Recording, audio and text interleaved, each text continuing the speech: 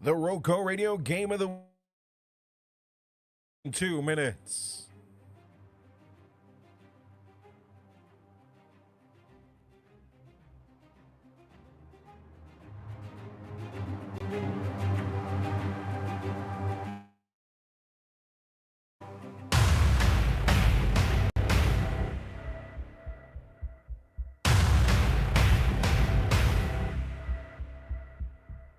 Tonight's coverage of high school football and your pregame show, including the brought to you by Car Needs, will start in just under 1 minute and 30 seconds.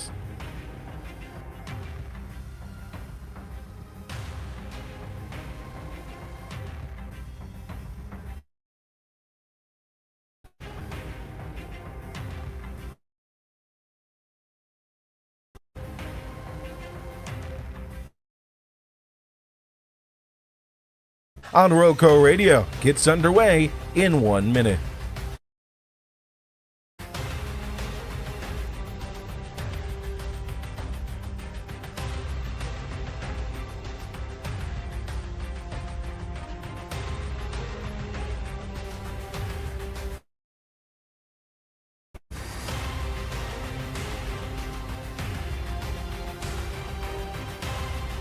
Tonight's broadcast of the RoCo Radio Game of the Week, David Woods, Joe Dexter, bringing you all the info you need in your pregame show. And we've got just underway for an hour, but first, your pregame show coming up in 30 seconds.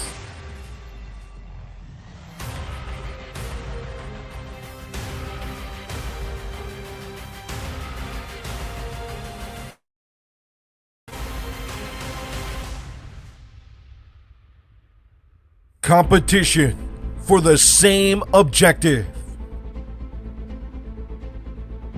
Superiority in the same field.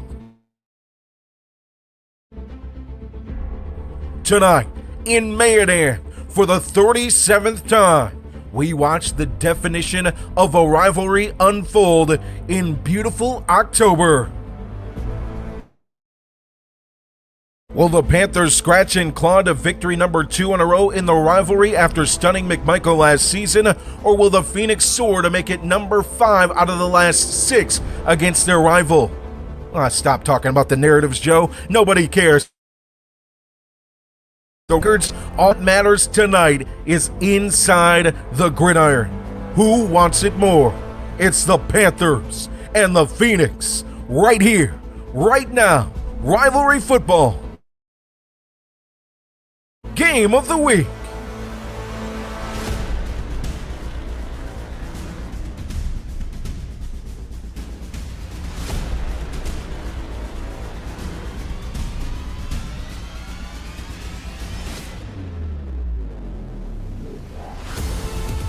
Tonight's coverage of high school football on the RoCo Radio Game of the Week is made possible thanks to our wonderful sponsors, whose passion is to highlight the student athletes on the gridiron, as well as the coaches that help mentor them on and off the field.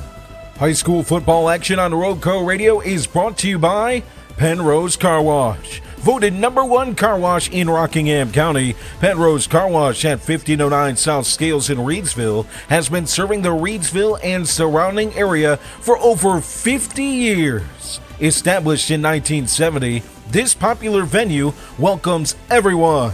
Penrose Car Wash, open 24/7, and find us on Facebook. Penrose Car Wash, celebrating our 55th anniversary. Voted number 1 car wash in Rockingham County 3 years in a row. Tonight's coverage of high school football across Rockingham County is brought to you by our friends at Two Rivers Plaza.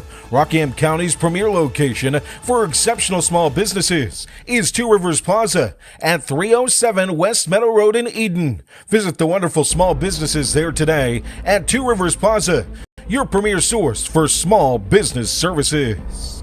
High school football on RoCo Radio is brought to you by Kooler Ice. Looking for a fresh ice and water option that's ready when you are?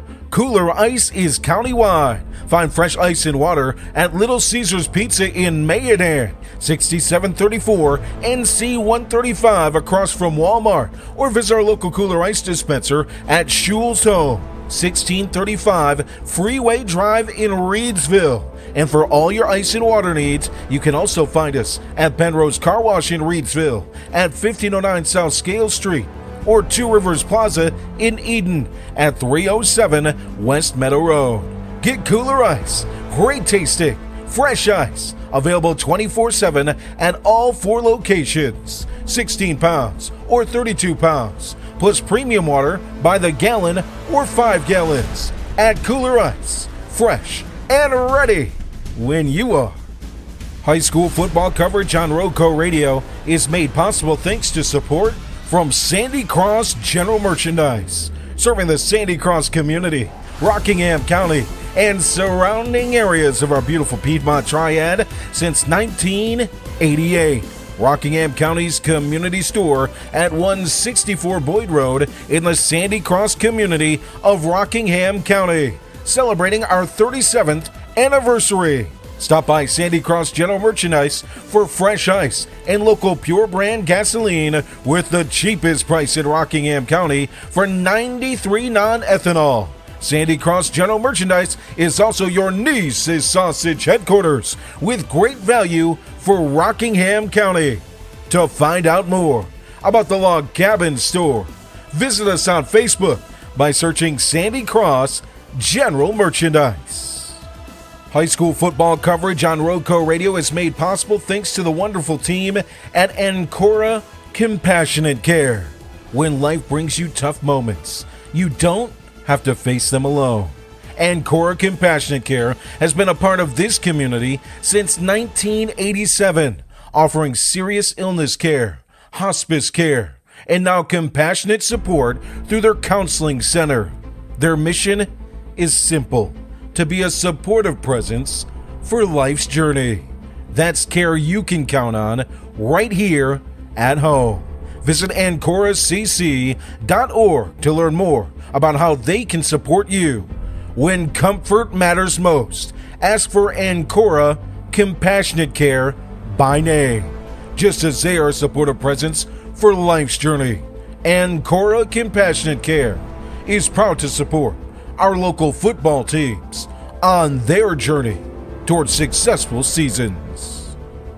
Tonight's game is made possible thanks to Circle Drive-In in Eden, serving the best hot dogs in Rockingham County for over 50 years. Located at 111 Boone Road, Circle Drive-In is your home for fast and friendly service and an all-American meal. Stop by our old-style drive-in for a delicious cheeseburger, crinkle-cut fries, and top your meal off with a milkshake or banana split. Or choose from one of our many menu items such as buffalo wings, chicken tenders, steak and cheese, the chuck wagon, and so much more at Circle Drive-In since the 1970s. For good food, stop by Circle Drive-In, 111 Boone Road, near the roundabout. High school sports coverage on RoCo Radio is made possible thanks to our friends at Tri-State Steel in Reidsville, distributing quality metals for over 30 years. Our clients range from mom and pop shops and building contractors to large manufacturers and fabricators. Visit us at our 6,000 square foot, fully stocked retail metal superstore at 2513 Richardson Drive, where we can help you meet your homeowner or hobbyist needs. Open Monday through Friday from 8 a.m. till 5:30 p.m. and on Saturday from 8 a.m. till noon. From pipe bollards to square tubing to finger guard material and more, our retail metal superstore has several quality metal products in stock in various sizes and ready to be cut to your exact specifications. Call for a quote today at 336-280-4859. That's 336-280-4859 for Tri-State Steel, a valued community member. And tonight's coverage is brought to you by Shannon Moore and the team at River Lake Homes, LLC, your hometown realtors in Rockingham County and the official real estate agency of RoCo Radio. Shannon Moore and the team at River Lake Homes, LLC is local, experienced, and trusted River Lake Homes LLC represents its real estate clients with integrity and delivers excellent service on the journey to finding your dream home.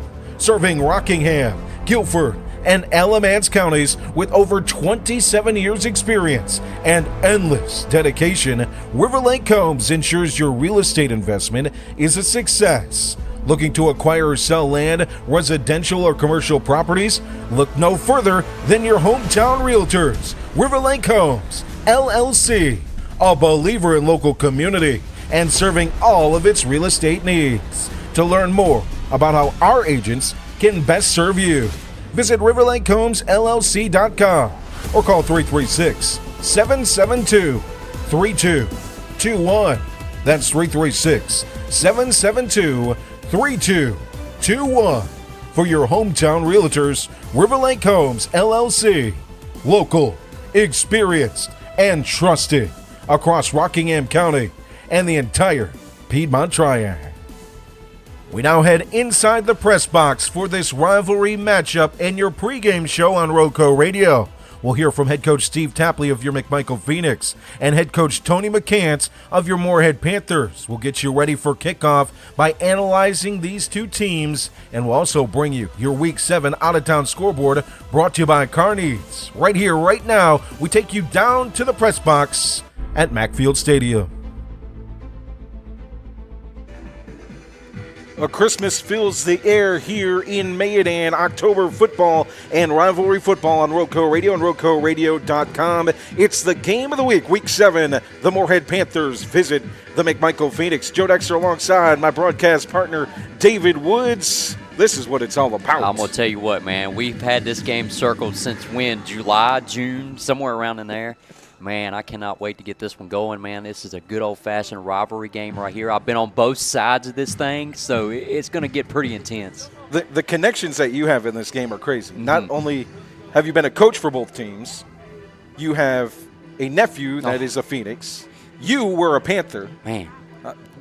This means a lot to you, doesn't it? So many emotions, man. Like, it's absolutely crazy. Here I am. I'm sitting there watching my nephew last night play JV at Morehead, and I'm talking to all the Morehead guys, all the fans, I know everybody.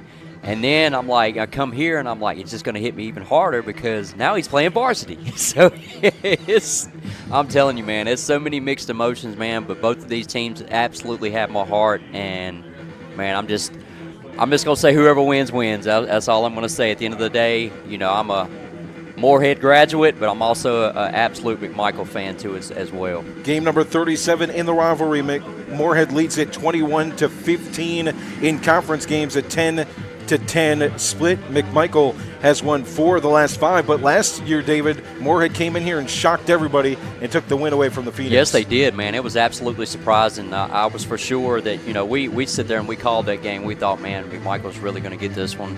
And, man, just Morehead stepped up on offense, defensively wise, too, as well, and took care of business. I'm going to tell you, man, thinking about this rivalry, I'll tell you a quick story while we're sitting here. So here I am, I'm on Morehead side of the field. I'm coaching with Terrain. And I'm not going to say any players' names, but I'm sitting there. It's kickoff return. Guy runs back probably at about right at the 50-yard line. And I'm standing there, and, he gets absolutely nailed, just drilled. And I look up, and it's one of the players that I know very well from McMichael. He says, Coach Woods, see what happens? You should have stayed with us, man. I don't know what to do. From then on, I'm like, oh, my goodness. Or do I just put my head down? I'm like, so I told him, I'm like, shut up. Get back over there and do your job. So it gets pretty intense, man. This rivalry is something else. It gets pretty brutal. Coming up, we'll hear from both coaches here on your RoCo Radio pregame show. We'll take a look around at your out-of-town scoreboard brought to you by Car Needs of Reidsville as well. Another wrinkle into this rivalry that adds some flair. Mm-hmm. Coach McCants wouldn't say it does, but it does bring at least some emotions out. And and you'll hear from that in our pregame interview. But yeah. Coach McCants here at McMichael did things that hadn't been done in quite some time in the school's history. Back-to-back 500 seasons has only happened twice, and he was the coach one of the 2 times it happened. Yeah, man. It just coaching with him, man, he's got a great philosophy. I mean, he's a run-first type dude. I mean, he likes to run some heavy-set pistol. I mean, we're going to see some different stuff tonight. You know, he's got a young team in Morehead right now. He's got a bunch of freshmen. He's got some sophomores, man, but he is young. They got a young team for sure. But, man, I'm going to tell you, in the next few years, like once they really start to pick it up and start to get it, you're going to see the old McCants offense that McMichael always ran. You're going to see the two heavy-set guys up front with the, two up backs. You're going to see the trips. You're going to see a lot of flood concepts. I mean, it's going to be fun to watch, and he's really going to have this team going in the next couple of years. McCants was 4-0 against Morehead in his time with McMichael, 21-19 overall record. In the backfield for him, we'll see three freshmen. We'll see Will Gord at quarterback. We'll see Kamari Giles at tailback and Janaze Perkins as well at tailback, who had a big game last week. Yes, he did, man. He looked absolutely great. He's going to be very vital for this offense tonight, man, because like I said, it's been a heavy set run for Morehead all year long. I mean, they're not going to change anything. It's going to be is what it is. I mean, you're going to see a little bit of everything. You're going to see the run from Morehead, and I mean, when it comes to McMichael, you're going to see a pass-happy offense on top of that. So it's going to be really fun to watch.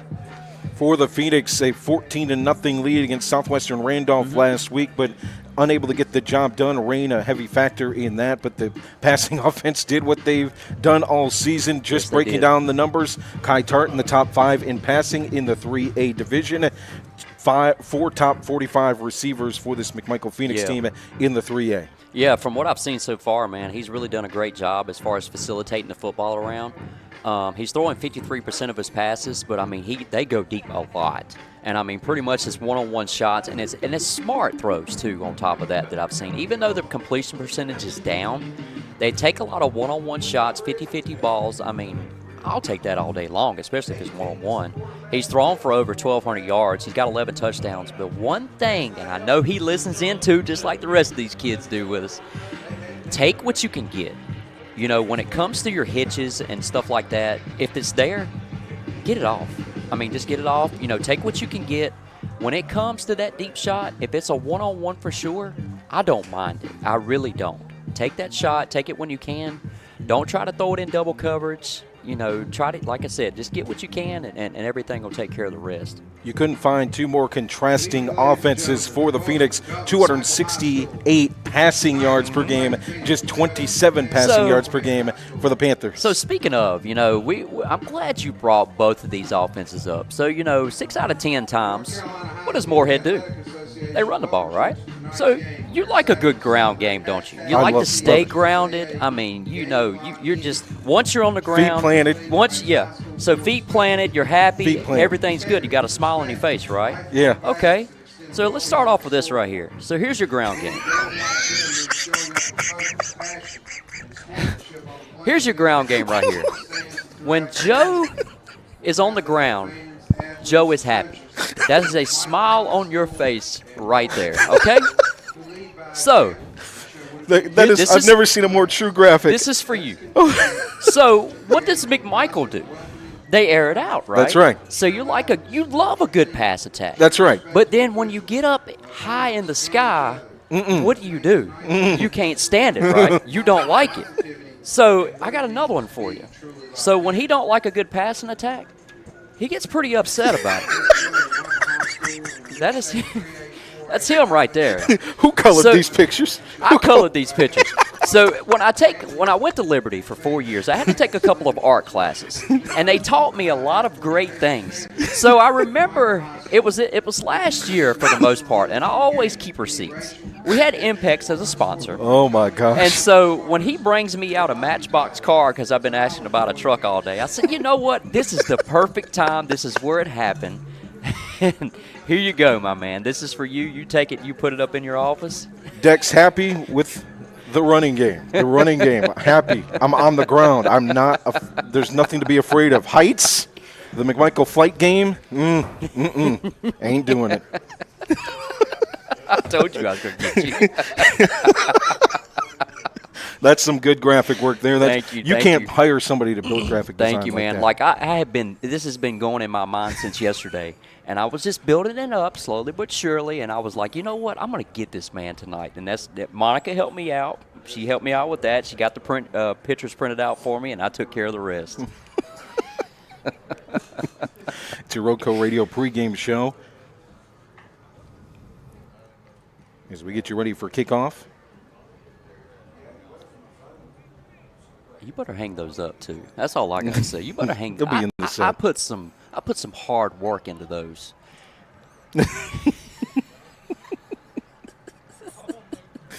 I'm stunned. I told you, man. I keep receipts. Oh man. Oh man. I'm going to tell you, man, so what do you expect tonight out of these two teams? I mean, I know we've talked a lot about it this week. We've had great discussions about it. What do you see out of this game tonight? I think both teams know each other well. Mm-hmm. And so that creates for a good game. And literally when in the pregame, when I was saying throw up the narratives, mm-hmm. I really think it can be tit for tat in this game. Yeah. But it's hard to stop a plane. It's hard to stop a plane.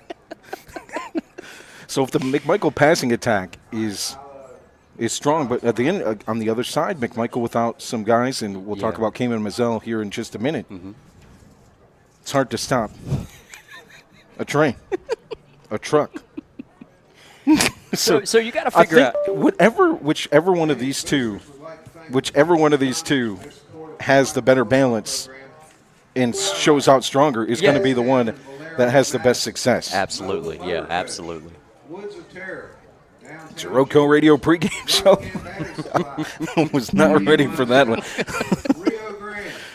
So we'll see what happens on the field. We'll hear from both coaches, starting with head coach Steve Tapley of the McMichael Phoenix. The B Shack, Edward Jones, It's your RoCo Radio pregame show as we get you ready for rivalry football here at Macfield Stadium. We're joined with head coach Steve Tapley of the McMichael Fighting Phoenix. Coach, tough week for you guys. We'll start with Cayman Mazzell. Do you know how he's doing? And just talk about this week and what your team has gone through. Well, I heard from Cayman today. He said he's feeling a little bit better, still sore, as to be expected. Typical Cayman, seems to be in good spirits, worried about his teammates. So on that front, he seems to be doing better. As far as this week, it's been really tough, between, guys that we had injured last week, trying to get back healthy, and then, the loss of Cayman on the field this week. It's been a tough one. But it's also a good teaching moment I think we forget oftentimes that as a coach, your job isn't just on the football field. So it's a good moment for teaching for these young guys too, to come together for a fellow player and a fellow friend. Oh, absolutely. I mean, that's number one thing we talked about is, this game is more than just about the game. It's about the relationships you build with teammates and coaches and players and all the people that come to support you. The other thing we talked with our guys about is, we didn't lose Cayman. He's just not with us right now, and we're very fortunate in that respect. Coach, your high-flying offensive attack has been strong throughout so far this season. Last week, you jumped out to a 14-0 lead against Southwestern Randolph. You look at what the numbers, Kai Tart in the top 5 in the 3A in passing yards, and you've got 4 receivers in the top 45. How are you feeling about this offense heading into this week? Same as we do every week. I mean, we just come out and do what we do. I mean, it's nothing special from week to week.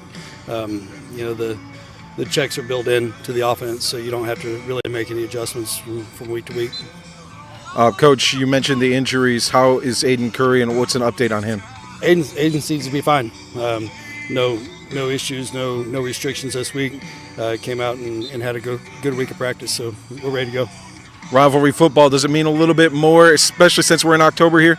It always does. I mean, that's the number one thing you hear when you get here is that Morehead week is a special week, and it's true. I mean, the two schools are close together and very, very similar, and of course the past relationships. These guys know Coach McCants, and he knows them, and so there's a little bit more riding on it this week as far as that goes. But at the end of the day, it's a football game, and whoever comes to play, that's who we play. Well, Coach, so far it's been a pleasure to watch your team. We look forward to tonight, and good luck. I appreciate it.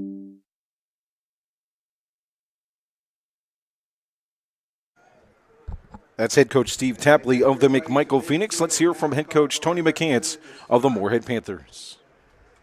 Commanding today It's your RoCo Radio pregame show. We're joined with head coach Tony McCants of the Morehead Panthers. Coach, you feeling a little weird here? I mean, coming back here for the first time? It's got to feel good and different at the same time.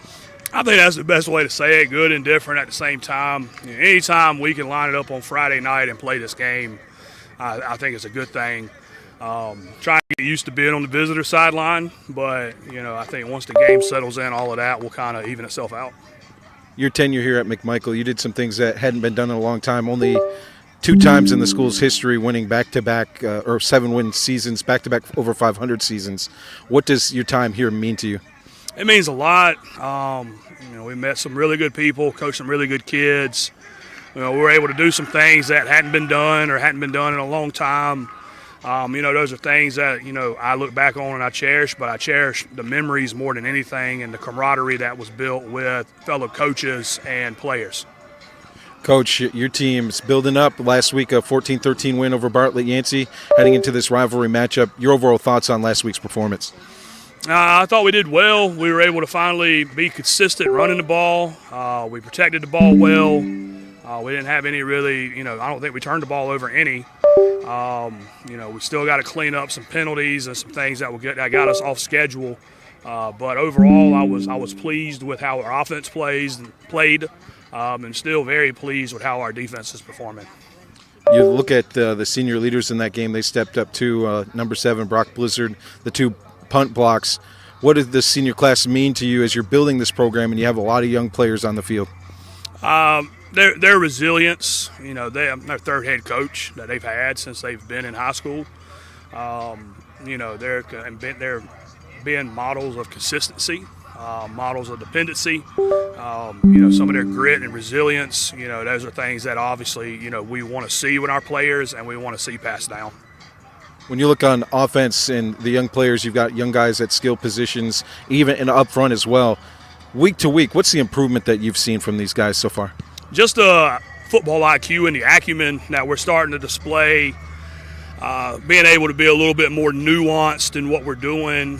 We really, after that Northeast Guilford game, it was kind of a similar approach that we had here 4 or 5 years ago, where maybe we started off a little too heavy, trying to give them too much of the playbook, and then we whittled it down, was able to get successful at a couple things and start, giving them more and more and more.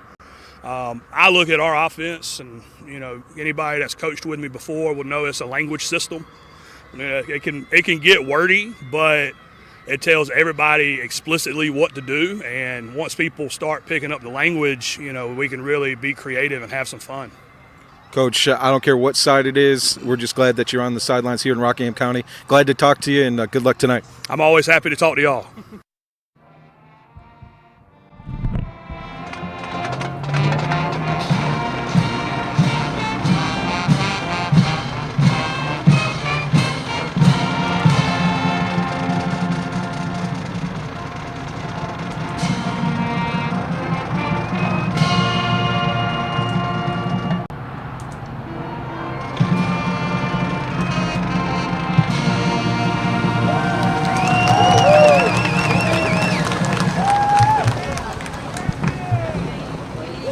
Conjoint effort for the Star Spangled Banner tonight here at Mackfield Stadium with the Morehead Marching Band and the McMichael Marching Band. RoCo Radio covers high school area. Joe Dexter, David Woods, having camera issues. I think your graphics broke the camera.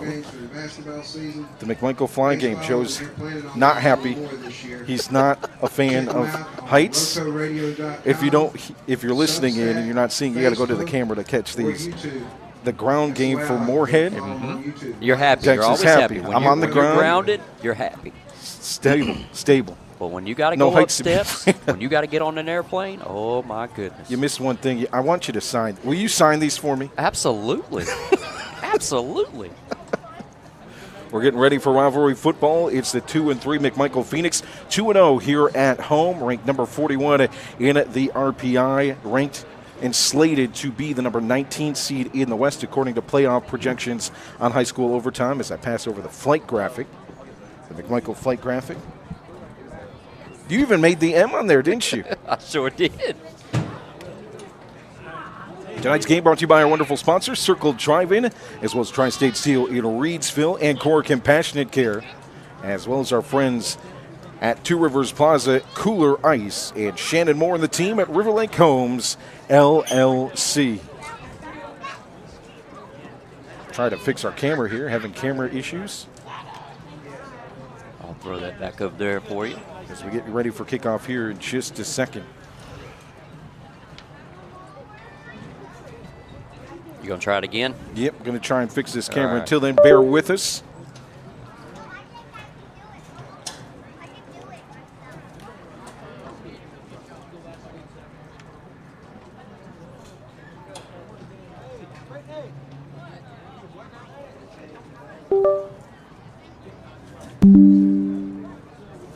Here we go.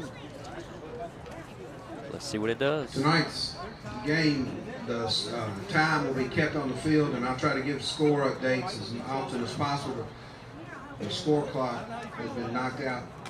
Looks like we'll have to stay with Hopefully we'll the... have that fixed in the coming weeks. But for tonight, time will be kept on, the official game time will be kept on the field.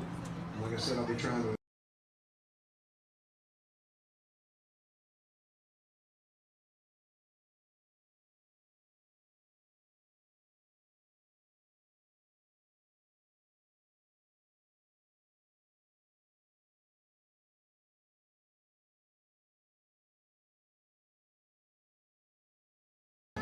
You'll take a walk in taco? I'll take a walking taco. I will. All right, we'll just have to go with the webcam as we're having some technical difficulties here. Hey, there we go. There we go. Now we got to shift it up, Yeah, back, shift it up, shift it around. Good enough. We'll be running up and down. They'll be able to see us. So glad to have you along for this Week 7 rivalry matchup here at Macfield Stadium, the start of October football across the area. Our other game in our area, Jay Ramey, Jonathan Hatley on the call as Reidsville takes on Rockingham County at Rockingham County. That will get underway as well at 7 o'clock in Mid-State Conference football. Let's take a look around the Mid-State Conference and some other local games of interest brought to you by Car Needs of Reidsville. For the best full-service auto repair station in the area, visit the team at Car Needs on Scale Street. Car Needs offers new tires, front-end alignments, oil changes, car maintenance, air condition repairs, and the option of full or self-service Daytona gasoline. Our experienced mechanics will do a thorough inspection of your vehicle to accurately identify any problems, clearly explain what needs to be done, and guarantee each and every repair we perform. Open Monday through Friday from 7 a.m. till 5 p.m. Car Needs of Reidsville. We appreciate your business and are always available for you. So Walkertown takes on Bartlett Yancey. Last week, Rockingham County and Walkertown not getting to play. I'm sure Walkertown's ready to go. Oh, they are, man. I mean, having that much time off at the same time, too, can also help, especially in the middle of the year. So that gives them time to rest up and, fix some bruises and stuff like that and get ready to go. Carver is off. Morehead at McMichael, Reidsville at Rockingham County, your mid-state games. In the 3A, number 12 Midway is at number 8 James Keenan. Number 1 Mount Airy hosts 4-1 North Surrey. In the 4A, it's number 10 Central Davidson at 5-1, taking on 3-2 Lexington. Number 3 Mayodan at 5-1 takes on Hickory, who is 5-1. 6-0 East Lincoln hosts 4-1 West Iredell in the 4A. Stuart Kramer at 4-1 hosts 3-3 Burns. Some games of interest in the Greensboro Arrow. East Forsyth is at West Forsyth, and 4-1 Northern Guilford is at 5-0 Asheboro. So your captains for tonight for the McMichael Phoenix. It's Kai Tart, Solomon Simpson.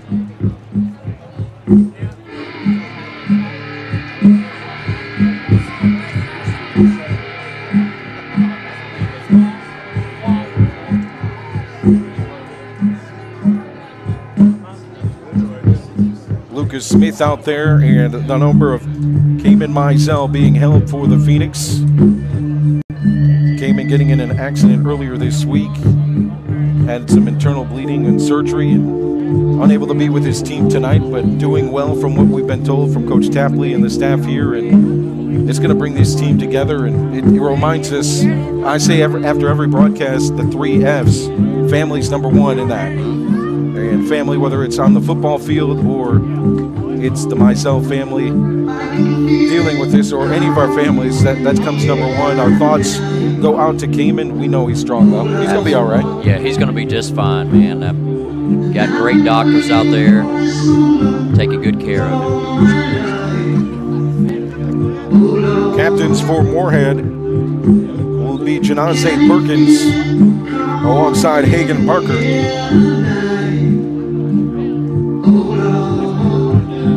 And Elijah Townsend. We're just about ready for kickoff here at Macfield Stadium. Bob's looking at these. All right, Bob. So let's explain this to Bob, all right? So the keys tonight, Morehead's ground game versus McMichael's air game. So Joe will be happy because Joe is afraid of heights. If McMichael does well, Joe might not be happy because if he has to leave his feet for 2 seconds, he's the world's over. If you missed those graphics, we'll have to post that up later on Facebook. Gotta have fun, man. That's what we do. That's our 3 F's: family, football, and fun. Absolutely. So we're just about ready.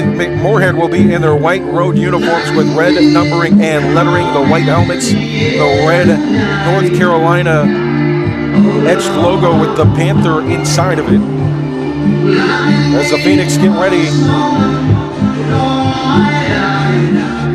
to enter from the far side in their black uniforms with Columbia blue numbering and lettering and gold trim.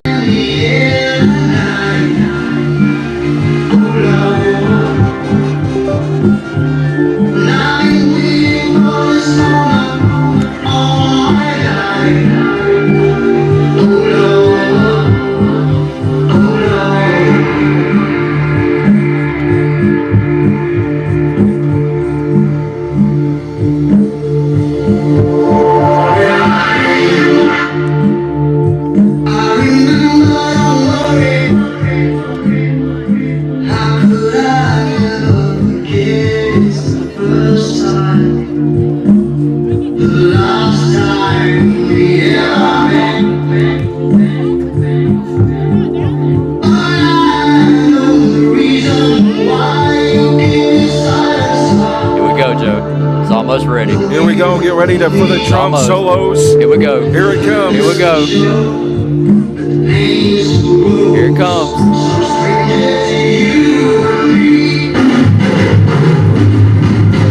There you go.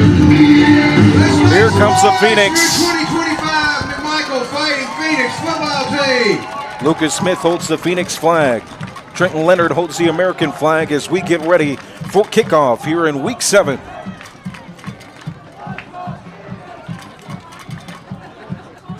All right, so I'm going to prepare you, partner. Okay. Tonight's officiating crew. We do not have a scoreboard tonight. Unfortunately, here the scoreboard at McMichael High School got struck by lightning. Don't worry about it. I know you've got yellow notepad. We've got us a scoreboard. I've only got 5 fingers on one side, 5 fingers on the other, and then I'm not taking my shoes off. Just for the benefit of the people in this press box. Here we go. So I'll go down. We'll say, for instance, McMichael scores 7, Morehead scores 7, 7, 7. We'll add those up. Now we 14, 14. Like we're playing cards? Yeah, there you go. All right. You can also make donations for Cayman. I'll tell you what, man. So we was talking about this before the game. It is absolutely crazy to me to see nephew from 2 years ago who was up here with us. He was up here with us during the game. Playing at Western Rockingham, and now he's going to be on varsity. This is pretty cool, ain't it? Man. So the Phoenix set to return to start this one. On the near side, number 7. They'll return right to left. Side, number 5, Braden Dalton. Dalton on the left side hash. On the right side hash is Jaquise Vernon. And I'll tell you what, man. Pacheco set to kick. Being in a good old-fashioned rivalry game, don't be surprised if we see an onside kick or something. Here's Pacheco. There it is. It rolls off the hands of Simpson and bounces past the 40. Jumping on it is the Phoenix. I got the script. Let's go to work, partner. Let's clock in. So the Phoenix get the recovery. Lucas Smith jumps on it after it hits off the hands of Simpson just behind the 50-yard line. It rolls all the way back to the 37. Okay, partner. So they're going to come out in a 4-2-5 defense for Morehead. I mean, you're going to see a one-high safety, but it's going to shade over towards the strong side. So if you got 2 receivers, 3 receivers over, it's going to be a 4-on-3 as far as the defense goes. 3 receivers far side, single receiver near side for the Phoenix. Bad snap picked up by Tark. Tark rolls to the far side on the hash, gets a good run of 7 or 8, makes something out of nothing for the Phoenix. Second down and 1. That is why we call him the Magic Man, man. Something like that could happen, and he will make positive yards out of it almost every single time. Second down and 1 from the 46-yard line, right to left for the Phoenix. First drive of the game. They're moving right to left. Aiden Curry in the backfield. Far side, it's Simpson and Leonard. Near side, it's Dalton as well as Vernon. Man in motion is Simpson from the far side into the backfield as a blocking back.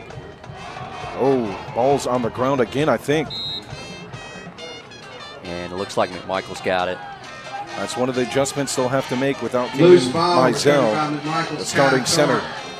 And one thing we're going to look to see tonight, too, is Morehead itself, they're going to bring the pressure from their linebackers. You're going to see a whole lot of that. I mean, the main one is going to be Mr. Block Blizzard last week. Yeah, he had 2 punt blocks. Yeah, 4.5 sacks on the season. As the ball it's another bad snap. Jumping on it is Tark. 4th down and 5.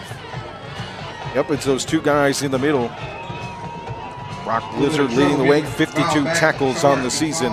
9 tackles last week against Bartlett Yancey. 3 sacks, 4.5 tackles for loss. And it looks like Coach Tapley's going to stick with the offense on 4th down. So 4th down and 5, just in front of midfield, right to left. Ball at the 42-yard line. In the gun is Tark. 4 receivers sent. Single back behind him is Curry. No drop, just quick throw. It's tipped up by Leonard and intercepted by the Panthers far side. Up to the 30-yard line on the interception is number 6, Brendan Roberts, the senior. Roberts with the interception. And Panthers take over left to right. Just a quick pass. Tark, no drop, just got the snap. Quick throw on the slant, and it was off the fingertips of Leonard. And what I'm doing if I'm the center and I'm Kai Tark, I'm coming straight off that sideline, and I'm putting the ball in that center's hand, and they're going to work on some snaps while the defense is going. Offense out for the first time for the Panthers. Left to right after the turnover. Handed off Kamari Giles, the freshman, with a solid run of 3 or 4. You'll see 2 backs in the backfield for these Panthers that are freshmen. Kamari Giles, 70 carries, 271 yards, and a touchdown on the season. 20 carries and 70 yards last week with a touchdown. Yep. So you're going to see a lot of 3 receivers set. I mean, they run the football a whole lot. They will throw the football when they can. You're going to see some flood concepts, which is going to be, a flat route, a deep out, and a go route, which is what McCants normally always runs. He loves that. 2nd down and 5, just past the 30-yard line. Fumble. It's a ball down on the ground, fumbled by Gourd, and it's recovered by the Phoenix. Loose ball. So an interception and a fumble on the first 2 possessions of this game. Recovered by McMichael's number 17, Trenton Leonard. So Trenton Leonard making up for his mistake, the ball hitting off his fingertips and intercepted, and then he recovers the fumble. Phoenix first down at the McMichael Phoenix 30-yard first down line. from the 30 right to left. Glad to have you along. Week 7 of the RoCo Radio Game of the Week. Nothing score. Right to left after the turnover for the Phoenix. Kai Tark to the offensive line, now sets in the gun. Single back in the backfield. 4 receivers set. Tark looks near side. Now in the pocket, here comes pressure and a sack brought down by Marquise Barber. At the 22. First down brought down by number 9, Marquise Barber. It's going to be 2nd down and 17 for the Phoenix. So far, so good, man. It's it's been what? We've seen 4 fumbles so far right out the gate. Both defenses seem to be playing pretty good. It was either going to go one or 2 ways tonight. It was either we're going to have a low-scoring game, or it was going to be an absolute shootout. 4 receivers set, 3 receivers near side for the Phoenix. Off the clap, Tart takes the snap, throws it here near side to Dalton, just high on the throw, incomplete on the sideline. And one thing, too, with Morehead's defense, if they're not shading that safety over, you're going to see a lot of one-on-ones tonight for sure for Kyle Tart. If they don't shade that safety over, like I said, one-on-one, one-on-one, one-on-one, I mean, there's going to be a lot of hitches, a lot of slants. That's going to work out in McMichael's favor. 3rd down and 17. 4 up front for the Panthers. Rolling out is Tart here to the near side. Has a blocker, Curry. Sets a nice block. Gives time to throw for Tart. It's incomplete here on the near side. Intended for Dalton. Knocked away by Roberts. And that was great coverage across the board. That was actually a flood concept right there. Pretty much the same thing as what McCants runs. And it was just all covered up. It started out as a flat route. Then you're going to have, sorry, partner. Then you're going to have a deep out, and then you're going to have a go route, which is going to be your outside receiver.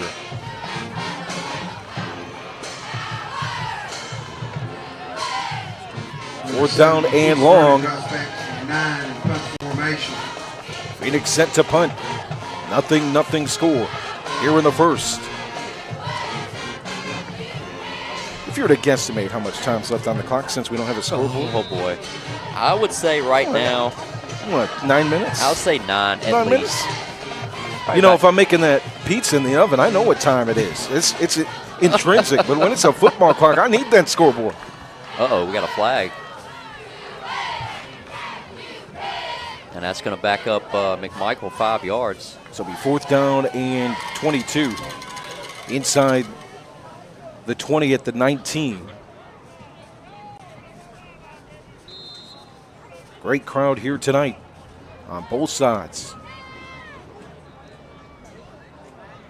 Good clean snap. Here's the punt. Line drive to the 50 where it's returned by the Panthers for a gain of about 5. So they'll start at the 45-yard line on their second possession, a fumble on their first possession. Nothing score here in the first. Approximately 8 minutes, 30 seconds remaining in the quarter.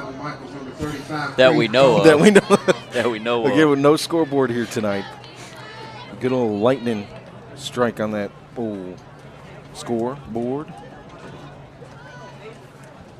So again, you know, with Morehead, I mean, they run the ball a whole lot. I mean, right now they've got 199 carries for 688 yards on the season. And they've only had, as far as attempts, they've only had 74 pass attempts on the year throwing the football. 40 carries for 211 yards last week in their first win against Bartlett Yancey. So they'll start at the 45, push back 10 yards after the punt return. Left to right, thrown and almost picked off by Simpson on the far side, just off the line. Solomon Simpson got up and knocked it just down. Off the flats. Second down and 10. Long for Morehead. Just joining us, nothing score here in the first. And that's what this Bear front defense is designed for. Like, your linebackers should be the ones covering the flats. And we're going to see right here, because it also, too, with the Bear front, it is designed to stop that run up the middle, which is Morehead's been pretty decent at. Uh-oh, here we go. What a cut by Perkins. He's from the sideline on the far side. A flag at the 30-yard line. Might be a face mask. I'm not sure quite. On the carry for the Panthers.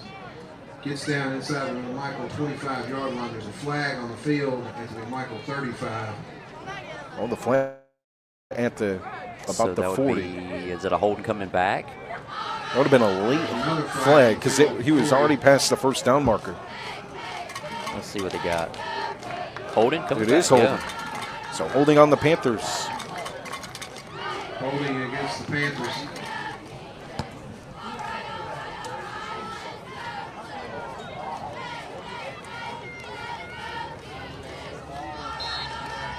What we got going on here? So it was a hold-in. And now it's second down, and was it holding on the defense?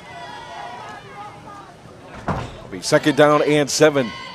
Gord hands it off to Perkins, and they're closed here on the near side by Okapu. Hey, we learned how to say that today. Yeah, there you go. Yeah. We asked Coach Tapley. Hey, number 9, David Okakpu. How do we say that? He's like, I'm going to bring him over here, so he says it. He's sitting over there. He comes over. He's like, man, Coach, what did I do wrong? And Coach goes, hey, they want to interview you. Just say a couple of words. I'm like, yeah, here's the mic right here. And we're like, no, we're just kidding, man. How do you pronounce your last name? Phoenix defense looking to make a stop on 3rd down. Let's make Okakpu some with the noise. big Let's go, stop Phoenix. there, and it's 3rd down and 7 from the 50 for Morehead, left to right. Nothing score here in the first. Gord rolls out to the far side hash. Now will take off and run. Lowers his shoulder, dives near the first down marker. Depending on the spot, a first down. Yeah, I think it will he's be a got first. that. And again, that's exactly what I talked about before. That was a flood concept right there. You had the out route, you had the out route, you had the flat route, you had the go route, and everything was clogged up, everything was contained. So Will Gord done the right thing, and he took off running. Second on the team in rushing attempts, 59 rushes for 140 yards coming into this matchup. So 1st and 10 from the 44-yard line. It's Blackstock at receiver near side, 2 receivers far side, 2 backs in the backfield alongside Gord to the far side. Handed off on the counter, it's Giles, and there's no lane to run.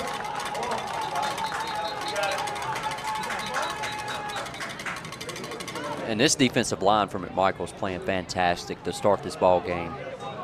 Okakpu again with the stop. Yeah. First down carry stuffed by McMichael's number 9, David Okakpu. So 2nd down and 11. Past Second midfield down and 11 at the for Morehead, 45. McMichael 45. Panthers moving left to right in this nothing game here in the first quarter.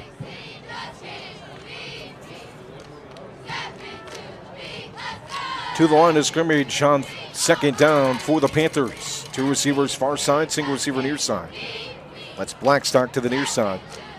Handed off to Giles, bounces off an offensive lineman, dropped the football.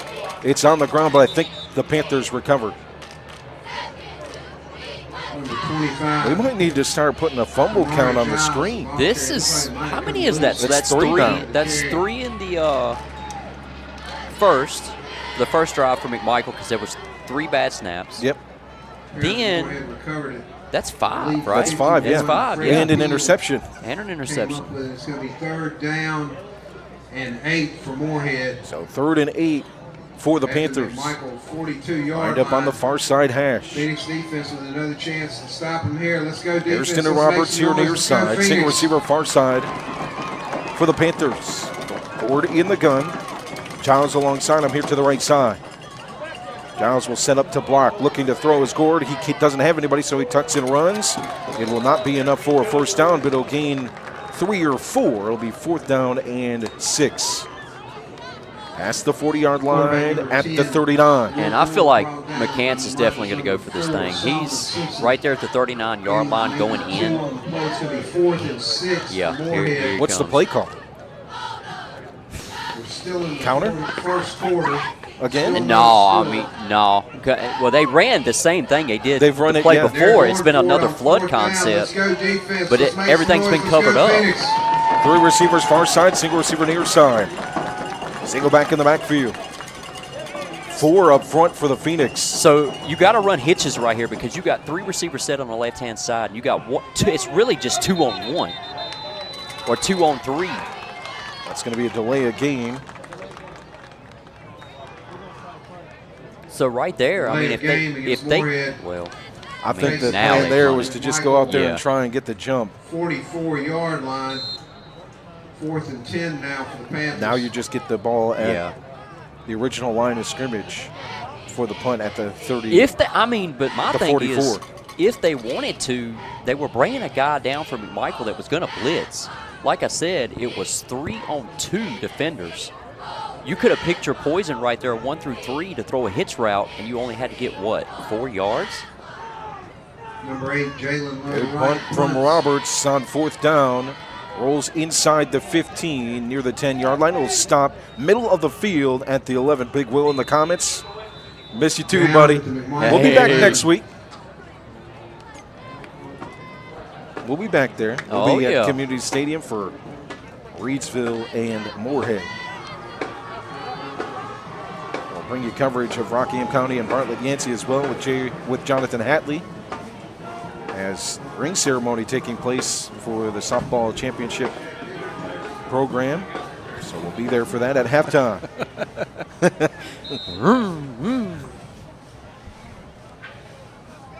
Nothing score here in the first. After the punt, the Phoenix take over offensively. Simpson in motion. And that's going to be... Thought it was going to be the end of the quarter there for a second. How do you know this? Just guessing. Just a guesstimate. We have no scoreboard to rely on. I never realized how much I rely on that scoreboard until tonight. Goodness. I'm lost, dude. I really am lost. So after the penalty, the false start will be pushed back to the 5-yard line. Kai Tart stands just in front of the goal line. And we'll have another whistle. And another false start. Oh, my goodness. So Phoenix will sit in their own end zone on this snap.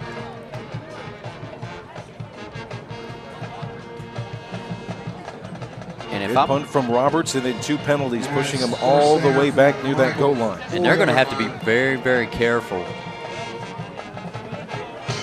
And they're going to try to bring the blitz. Curry midway in the end zone at tailback. Tart stands right at the goal line. Here comes Simpson, a motion in to help block. And a big hit. A gain of a couple for Curry. But Brock Blizzard threw that play up, as we've come to expect. That's what he knows, man. He's just an absolute hard-nosed linebacker. Does not mind the hard hits or dishing out the hard hits. Got a good combination at linebacker with him and Roberts.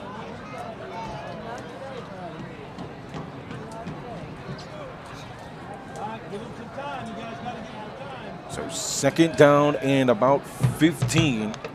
Inside the end zone, stands Tart. Here comes the pressure. It's a screen thrown quickly to Vernon. That looked like he had a hole, but closed by the Panthers defense. Just gets to the 5-yard line. Gang tackling on the play.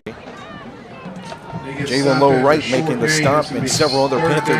I thought that was a good play design to counter that blitz. That's normally what you do. Like when you counter that blitz, you're going to throw a screen pass because just about all the linebackers are coming down. Halftime proceeds from the raffle tonight help support Kayla Marzell and his family. So 3rd down and long, about 15. So here's what I'm talking about, partners. You got 3 receivers set, and you got that safety shading over. Single receiver here near side. Tart takes the high snap, now has to roll out of the end zone. On the far side, here comes the pressure from Barber. A big hit as well from Hairston. He stopped just past the goal line on the far side.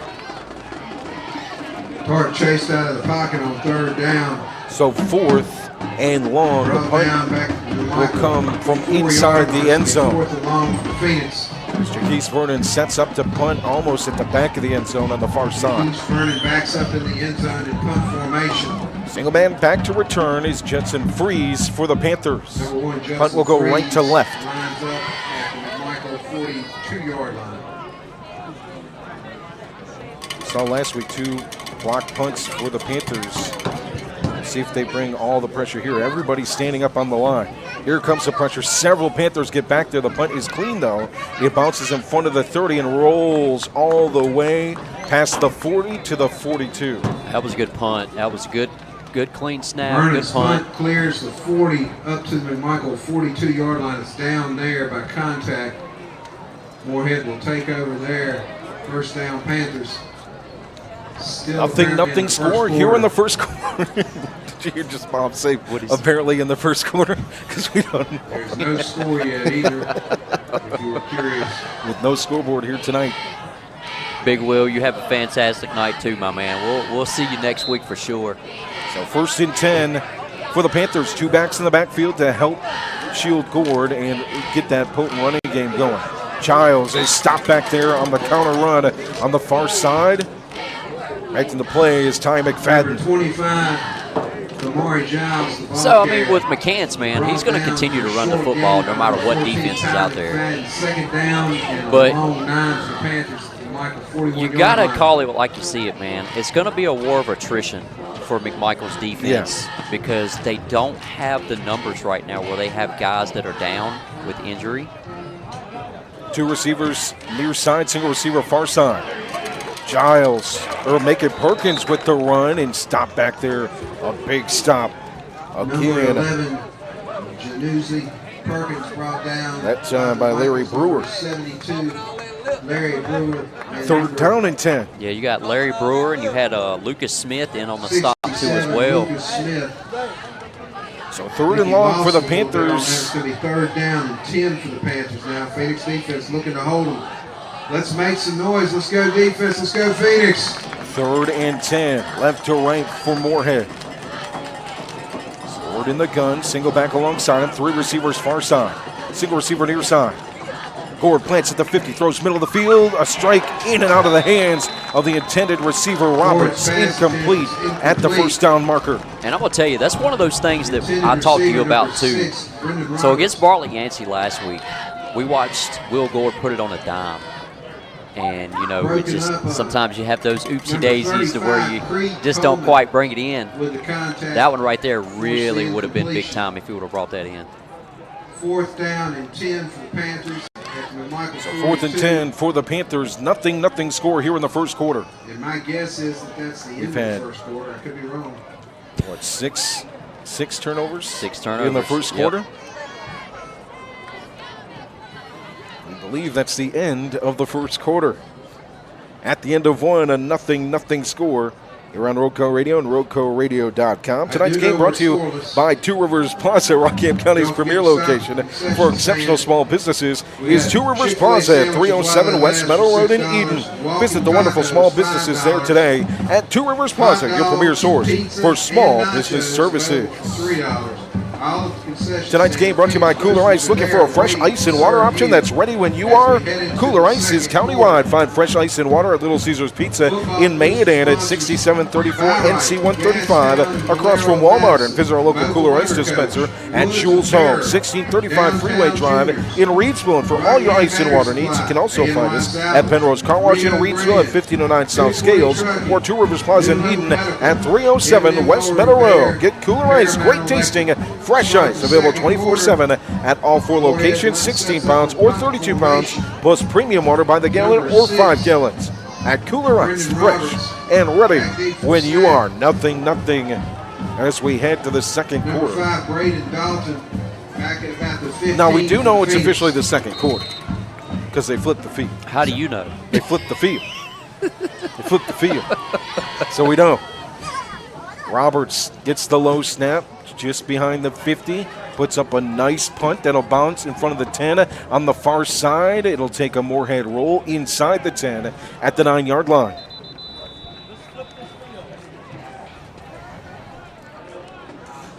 Roberts' punt rolls down to the McMichael 9-yard line. Phoenix offense will start out there. 1st and 10. Other sponsors. So 1st and 10 for the Phoenix. Football, the B-Shack, Edward Jones. Inside the 10-yard line here in the second quarter. Clean Auto Finesse, CRT Terrain, Madison Sicko, Bruce's Elite, Brian's Trucking. At some point, either this aerial attack that I'm a fan of, but I'm not a fan of heights. So there's David made this graphic. Yeah. Or the ground game. I like staying grounded for Morehead. One of these has got to get going here.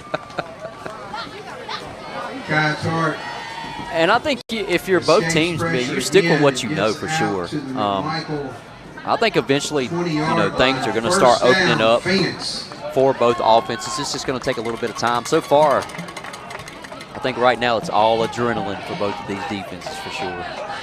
Phoenix having to adjust up front, several changes on that offensive line. Shotgun formation on 1st down from the 20-yard line. Tart takes a snap, pump fakes, now throws wide open. Leonard on the slant to the 30-yard line. Near side hash brought down by 4 Panthers. Roberts in on the tackle, several others. Brock Blizzard in on the stop, trying to strip that ball but Leonard holds on to it. 1st and 10, Phoenix. There's that aerial attack we just talked about. Averaging 270 plus per game. And that's a good start by Kai Tart, man. Just get him some deke and dunks, get him some short throws, hitches, slants, something like that to get him going. And then start taking your deep shots. Far side for Dalton. Near side, it's Simpson in the slot. Leonard outside at that 30-yard line. Left to right for the Phoenix. Behind Tart, it's Curry. 4 receiver set. Good snap. Clean throw here near side, but too much on it, out of bounds. Intended for Leonard at the 40-yard line. But that's not a bad throw. I mean, it was out of bounds, but it was high enough to where Leonard could get it.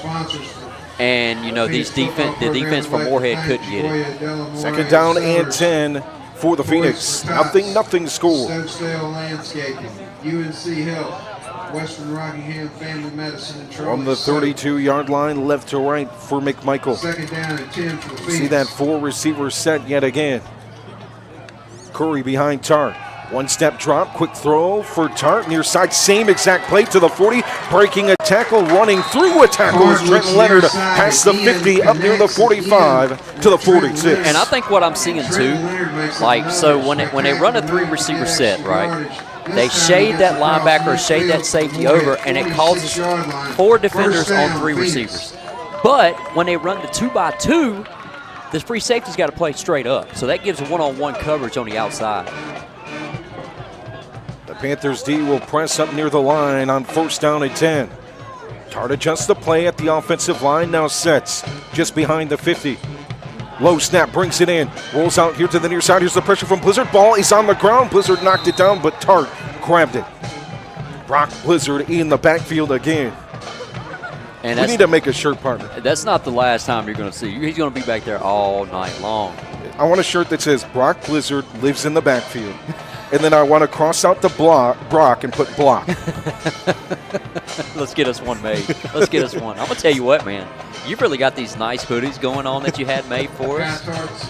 Man alive. And then the book bag you gave me today. Oh, my goodness. It's fun watching Seven do his thing. 2nd down and 15, just in front of midfield at the 49-yard line.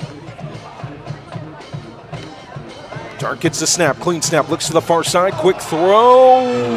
Nobody there, but the Panthers defense, eye on the throw though, incomplete. And I think that was just some miscommunication. Zion Blackstock was the only man there on the far side, but unable to reach it as it goes out of bounds. 3rd down and 15 at the 49-yard line for the Phoenix. Nothing score here on the 2nd.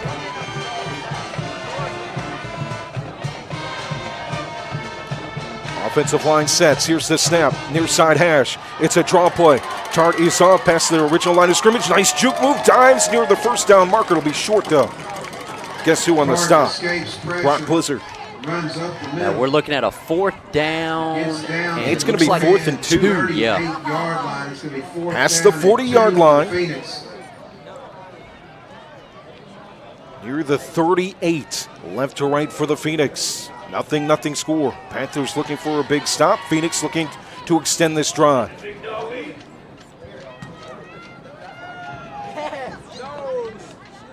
Ooh, Tart claps the hands. They're used to on one clap going, and good call there.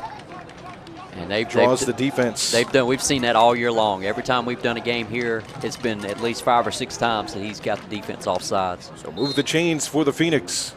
Offsides on the Panthers gives McMichael a 1st down to the Morehead 33-yard line, excuse me. The 35 at the 33.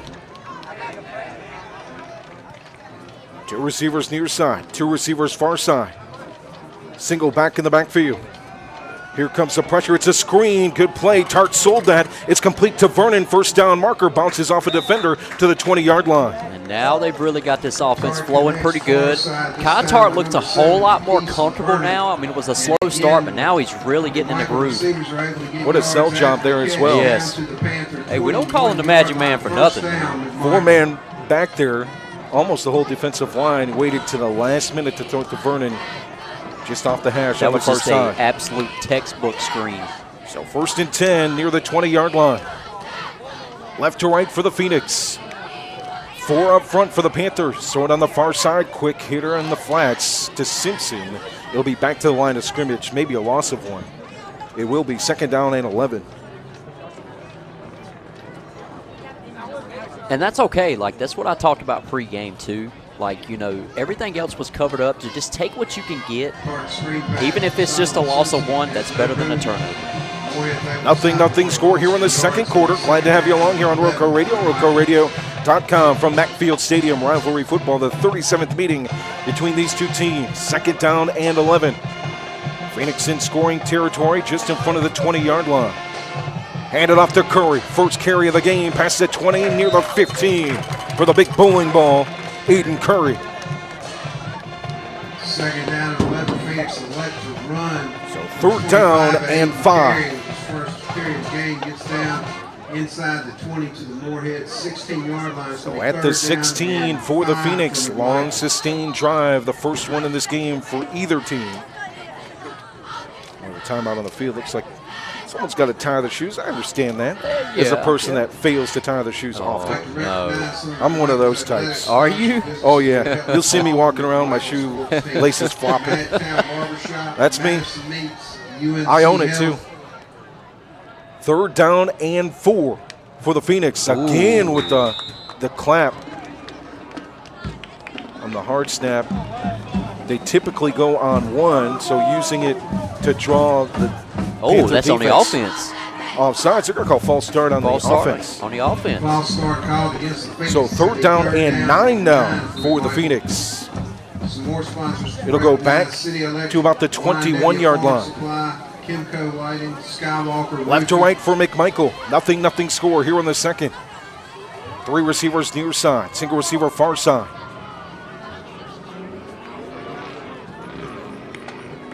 Tart takes the snap. Here comes the pressure around the edge, and he's ripped down by the Panthers defense. That was great. Off the edge for Jalen Lowe Wright, the 2nd time of the game.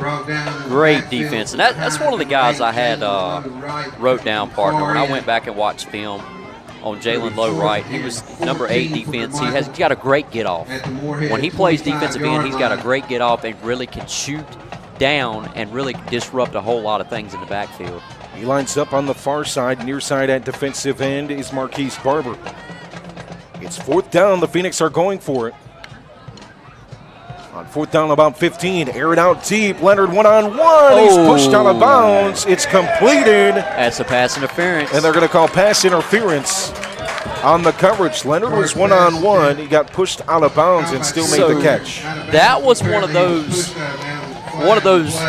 play calls that I learned myself just watching Coach Tapley. That was one of those switch routes. So you got one receiver coming in like this right here. You got one receiver coming out like that, what Leonard did. Simple pitch and catch, that's one-on-one.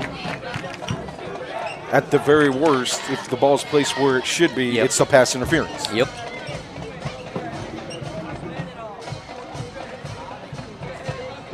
We wait the placement of the football on the field. Nothing score. First sustained drive from either team right here for the Phoenix.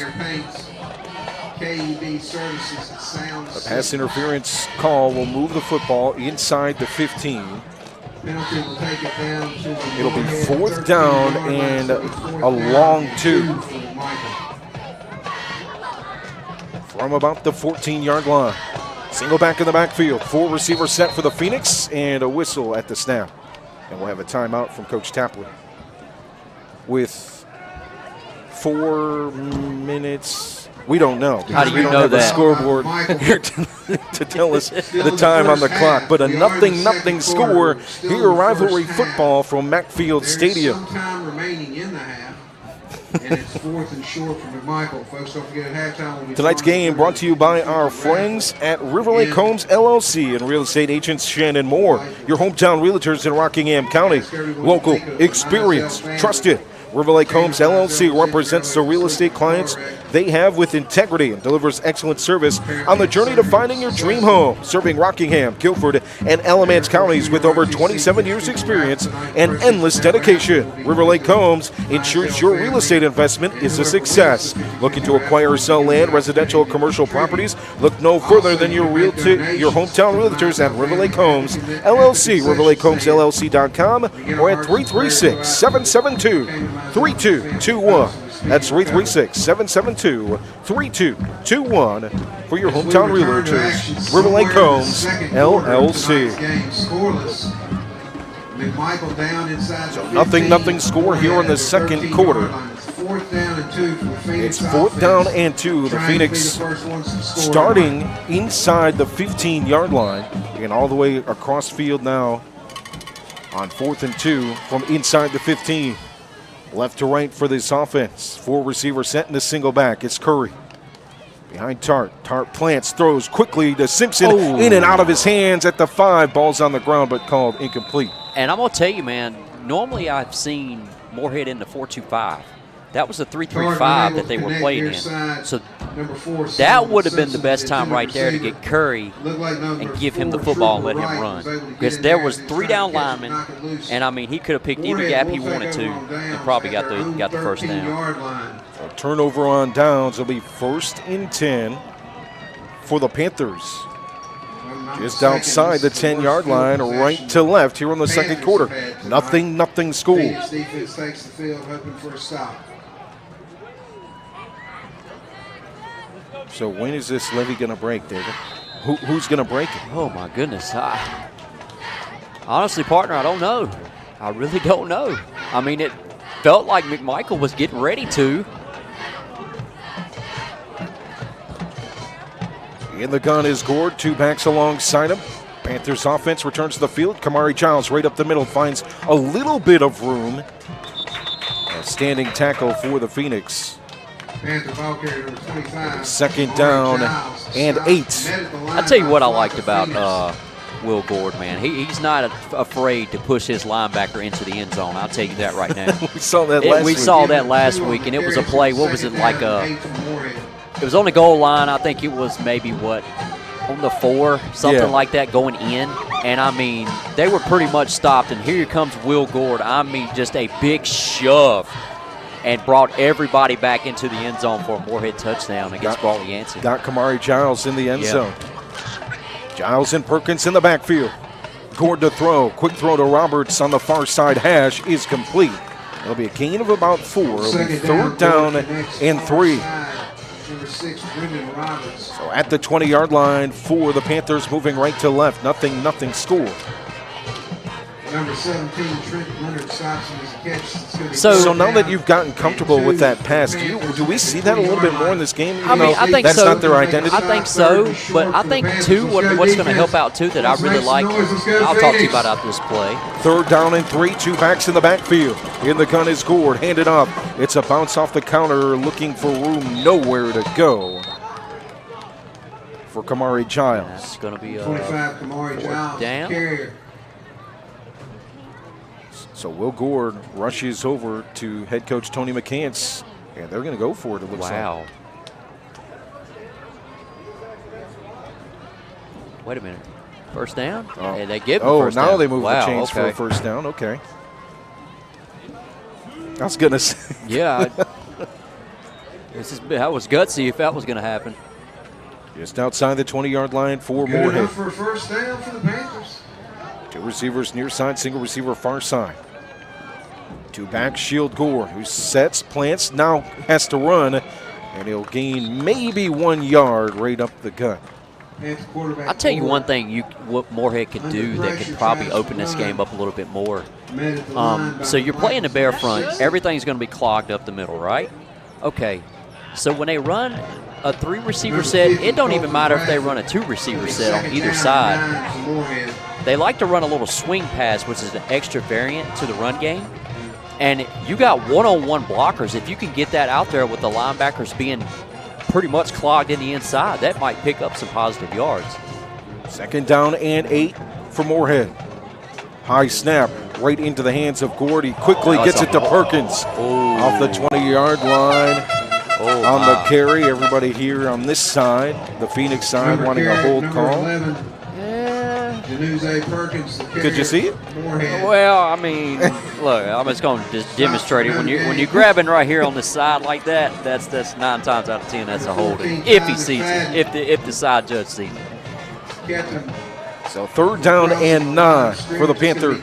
That was just an example. I wasn't knocking any ribs. So things good. Let's go, Fanatics. Nothing score. Let's go, McMichael. Let's go defense. Far side, Hairston in the slot, Roberts. Handed off, delayed handoff, spinning, still standing is Perkins. Darnier gets to the 1st down marker here on the near side. It's going to be just short of it. I don't know. They got now a good they're going to signal spot. 1st down, yeah. So I think that's going to be a 1st down. It will be to the 33-yard line.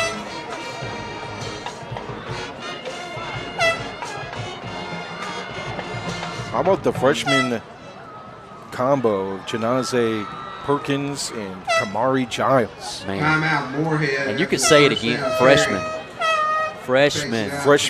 Quarterback for Will Gore. years to come, man. They have got they're going to go nowhere but up from here.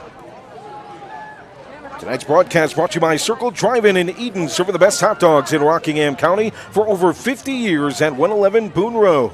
Circle Drive-In is your home for fast and friendly service and an all-American meal. Stop by our old-style drive-in for a delicious cheeseburger, crinkle-cut fries, and top your meal off with a milkshake or banana split. Or choose from one of our many menu items, such as buffalo wings, chicken tenders, steak and cheese, and more at Circle Drive-In since the 1970s. For good food, stop by Circle Drive-In, 111 Boone Road, near the roundabout. Nothing score. Here were the second.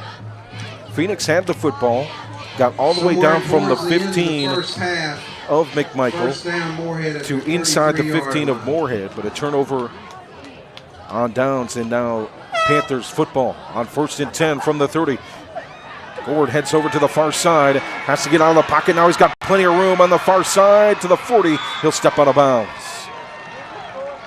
That's what he brings to the table. That wasn't a design play. He saw that there was nothing available for him in the pass game, and he just took off.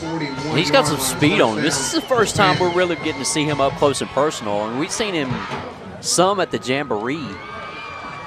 But you know you're not going to open it up a whole lot in the Jamboree now, but we did see some good things. So to the 42-yard line for the Panthers offense.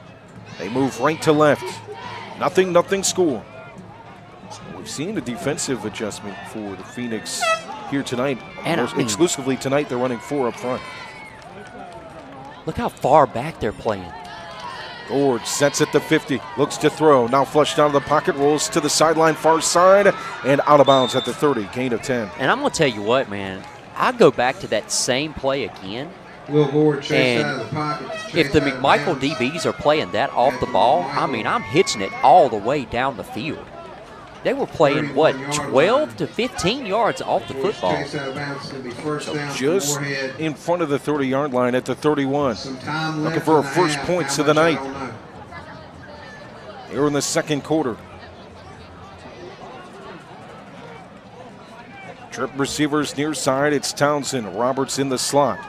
And Judson Freeze near the offensive line. Far side for Hairston. Gord takes the snap. Stance has plenty of time to throw. Incomplete to Roberts in the middle of the field on the in route. And that was number 17, Trent Leonard again. That was great defense right there. Looks like number 9, David Akapu, got in and knocked it loose. So Panthers offense giving the Phoenix a taste of their own medicine with that 4-receiver look. Excuse me, that was number 17, Trent Leonard. I tell you, it's one of those games they're going to leave everything out there. Both of these teams want this game really bad. No score towards Townsend and Freeze here on the near side. Roberts and Harrison on the far side for the Panthers on 2nd down and 10. Single back alongside Gore. Takes a 2-step drop. Now throws quickly middle of the field. It's off the hands of Trenton Leonard. Incomplete. It almost picked off. On 2nd and long. Intended for Roberts near the 10-yard line. So it looked to me like it was 4 verts, and the 2 receivers in the slot just kind of got clogged up together. That was almost an interception. So at the 31-yard line of the Phoenix are the Panthers. 3rd down and 10. Inside the huddle now, Gord gets the play from the sideline, and Coach McCants now gets it into his teammates. The Phoenix defense awaits with 4 up front.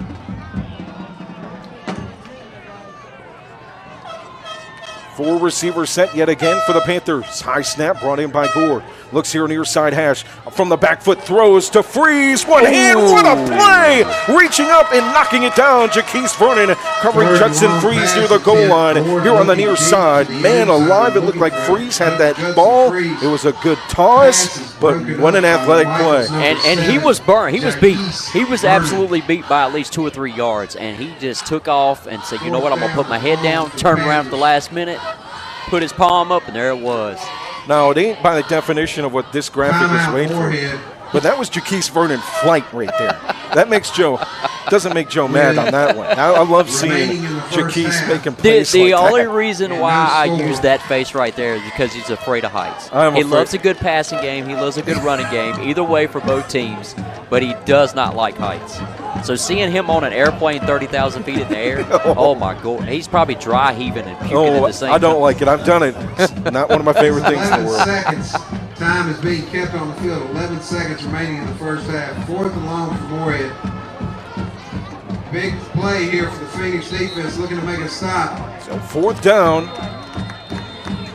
Again, 11 seconds. Just in front of the 30-yard line at the 31, right to left.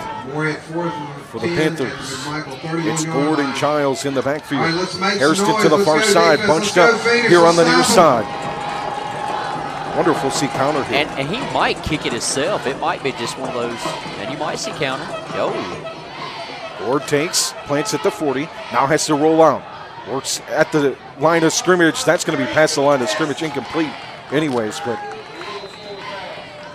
it looked like he was past the line of scrimmage. There is a yellow flag down Yeah, I at the think that's stick. what it's going to be. Pass. Throws far side. That's incomplete. There's a flag on the play right at the line of scrimmage. Heads up to Gord, though, trying to make a play out of nothing. Passing. We're going to decline it. So it's a legal forward pass. Yep. Illegal forward pass called against the Panthers. Phoenix will take over on downs with seconds remaining in the half. Nothing score. Oh, okay. Bob's calling a hook and ladder over here. Here we go. I ain't seen one of those since Boise State, Oklahoma. Then the man got married afterwards. It's a good day. So ball will be placed at the 31 yet again. This time Phoenix with the football, moving left to right. 2 receivers near side, 2 receivers far side. Single back in the backfield, and Timeout. a timeout for Morehead. We've heard that there's seconds left in the second quarter. I was Timeout, getting Morehead. ready to ask how many seconds. Yeah, I'm not a fan of this, not having the scoreboard. It's man. tough, ain't it? Really, I'm discombobulated right now. Tonight's game brought to you by Tri-State Steel in Reidsville, distributing quality metals for over 30 years. Our clients range from mom and pop shops and building contractors to large manufacturers and fabricators. Visit us in our 6,000 square foot fully stocked retail metals superstore at 2513 Richardson Drive, where we can help you meet your homeowner or hobbyist needs. Open Monday through Friday from 8 a.m. till 5:30 p.m. and Saturday from 8 a.m. till noon. Call today for a quote, 336-280-4859. That's 336-280-4859 for Tri-State Steel, a value community member. So 1st and 10 for the Phoenix at the 30-yard line, and McMichael will take a knee. Clark takes a knee. Scoreless through the first And we head half. to the locker room, scoreless. Here at Macfield Stadium, nothing between these two rivals in the 37th matchup between the Panthers and the Phoenix. Great crowd here. Coming up in moments. So your stat update. Let's get the stat update, David. You ready for this stat update? All right. So turnovers, 6. Yep. There's your stat update. Nobody's been able to get anything going yet. That's all it is. I mean, you have Brendan Roberts with an interception, Trent Leonard with a fumble recovery. Other than that, that's... The Phoenix got the ball first. They dropped 3 snaps, or they had 3 bad snaps on their first drive. And that seems to be cleaned up now, too. Yep, and that got cleaned up right after that. That was a good job by the players and the coaching staff to clean that up.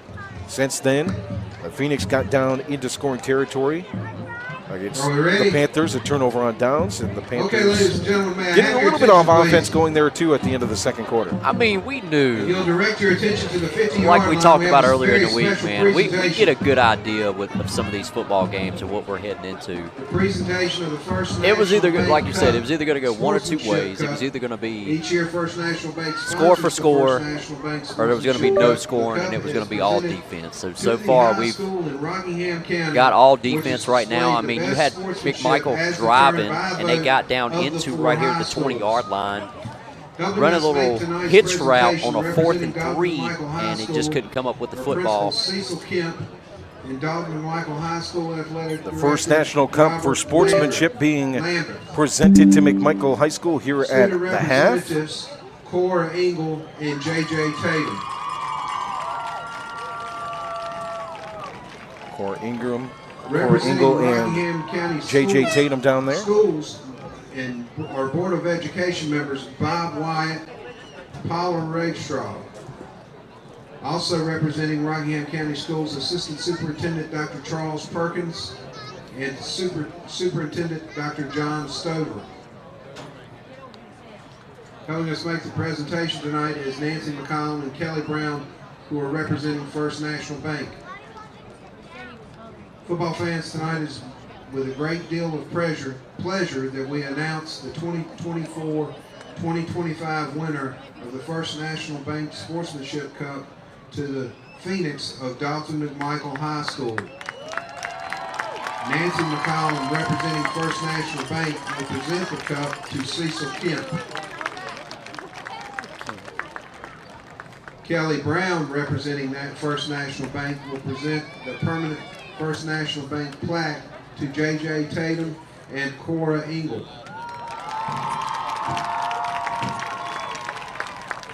How cool is that? Dr. Charles Perkins, Assistant Superintendent, will present the $500 check to Athletic Director Robert Lambert.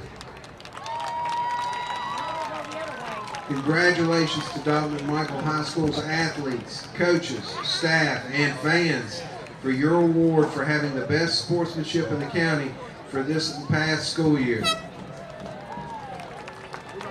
the first National Cup going to the McMichael Phoenix. Celebrated here at the half. Sportsmanship is what it's all about. So at the half, a 0-0 score. We'll be back in just a bit with more coverage in the third quarter. We'll take a look around on your out-of-town scoreboard presented by Car Needs of Reidsville.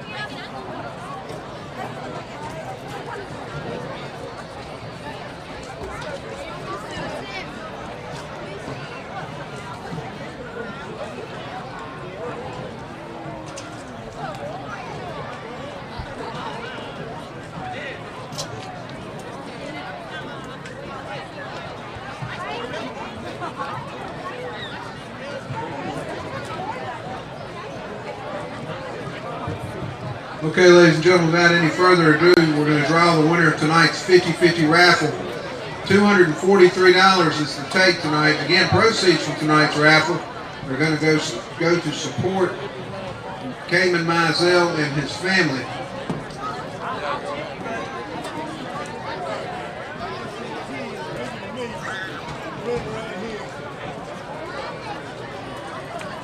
Okay, has everybody got their tickets out? Everybody got their tickets out? Okay, y'all ready? Tonight's winning raffle number is 3, 5, 3. That takes some of y'all out, doesn't it? 5, 3, 6, 353 536. If that's your ticket, come up here to the press box. Get with the Air Force color guard. And let's match it up. If it's not your ticket, hold on to your ticket. We had to do a second column a few weeks back, so hold on to your ticket until we have a winner. Again, tonight's stake is $240. Proceeds from tonight's raffle will go to the Mizell family, and we have an opportunity to help chip in if you win. Again, ticket number 353 536.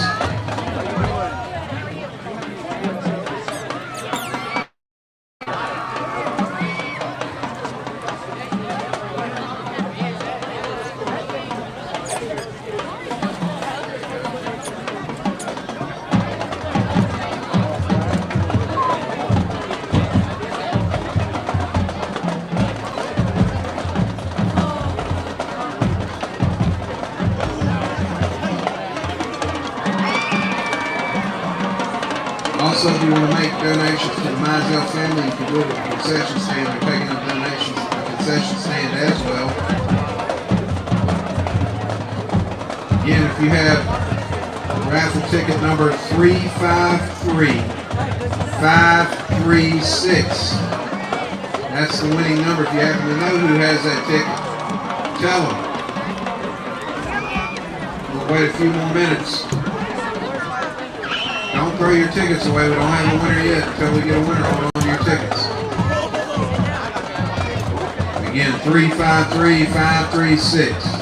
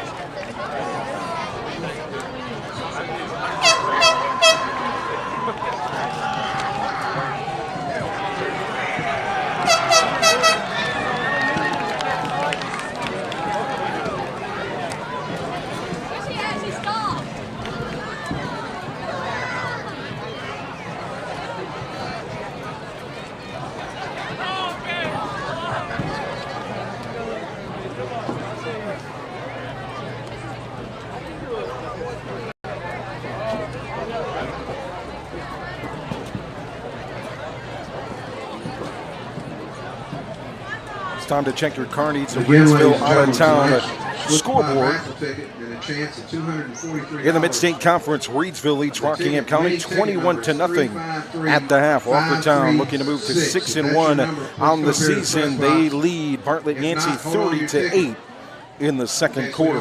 And here at the half, it's McMichael 0 and Morehead 0. To the 3A classification, number 15. Wallace Rose Hill taking on number 19 Princeton. That is a 35-8 ball game in the second quarter. Corvian Community leads Pine Lake Prep 24-0. Clinton over Pender 24-16. Tarboro doing what Tarboro does. 37-0 lead over Green Central in the 3A classification. North Stanley. Albemarle leads Albemarle 21-0. Melita will let us know if I said that right. Number 1 Mount Airy leads North Surrey 34-21 in the second quarter. And Mountain Heritage, one of the top teams according to the rankings in the 3A, 16-0 lead over Polk County. In the 4A classification, let's check some scores on Max Preps. If you have scores too, let us know in the comments. Mount Pleasant leads Forest Hills 7-0 at the half. Person over Graham 42-0. West Stokes and Forbush tied at 14 in the second quarter. One of the best games in the 4A this week. Central Davidson at 22. Lexington nothing at the half. Randleman and Montgomery Central tied at 7 at halftime. Salisbury over East Rowan 18-14 in the second quarter.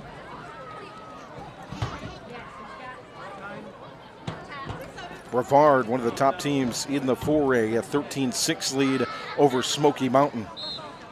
And Burns over Stuart Kramer, who's 4-1, 14-7 in the second quarter. Now let's go to the Metro Greensboro scoreboard. East Surrey over Surrey Central, 36-7.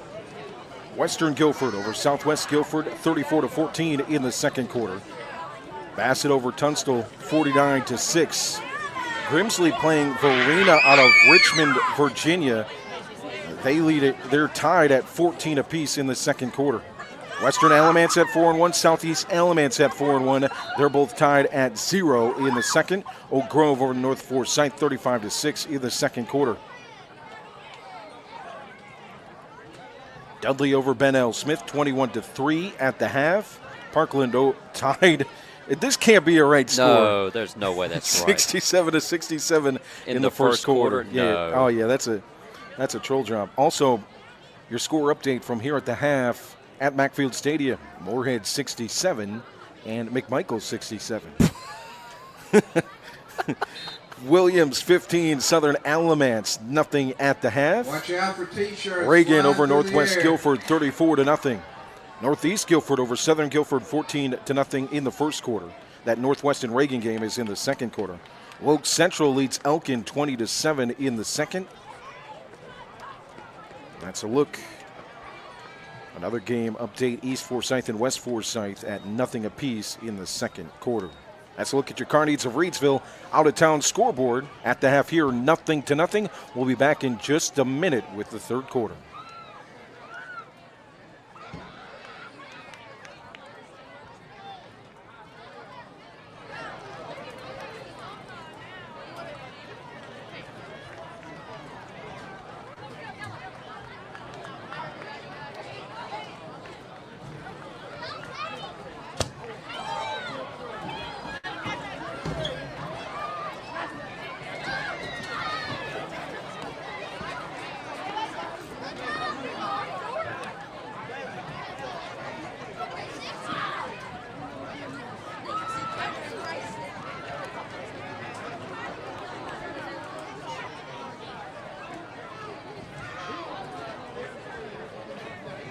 Okay, folks, news from the concession stand there. Just a few Chick-fil-A sandwiches left, $6. There's also pizza, nachos, and hot dogs. There are no more Whopper tacos. They're gone. Just a few Chick-fil-A sandwiches left. Watch out for that T-shirt. Here it comes.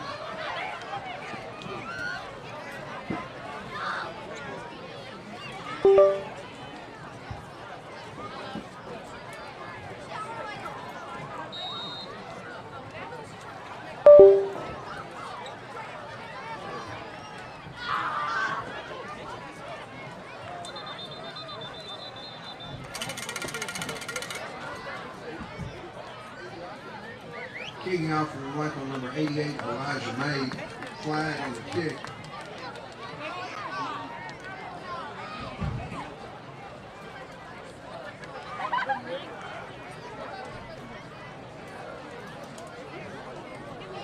Here we go, third quarter.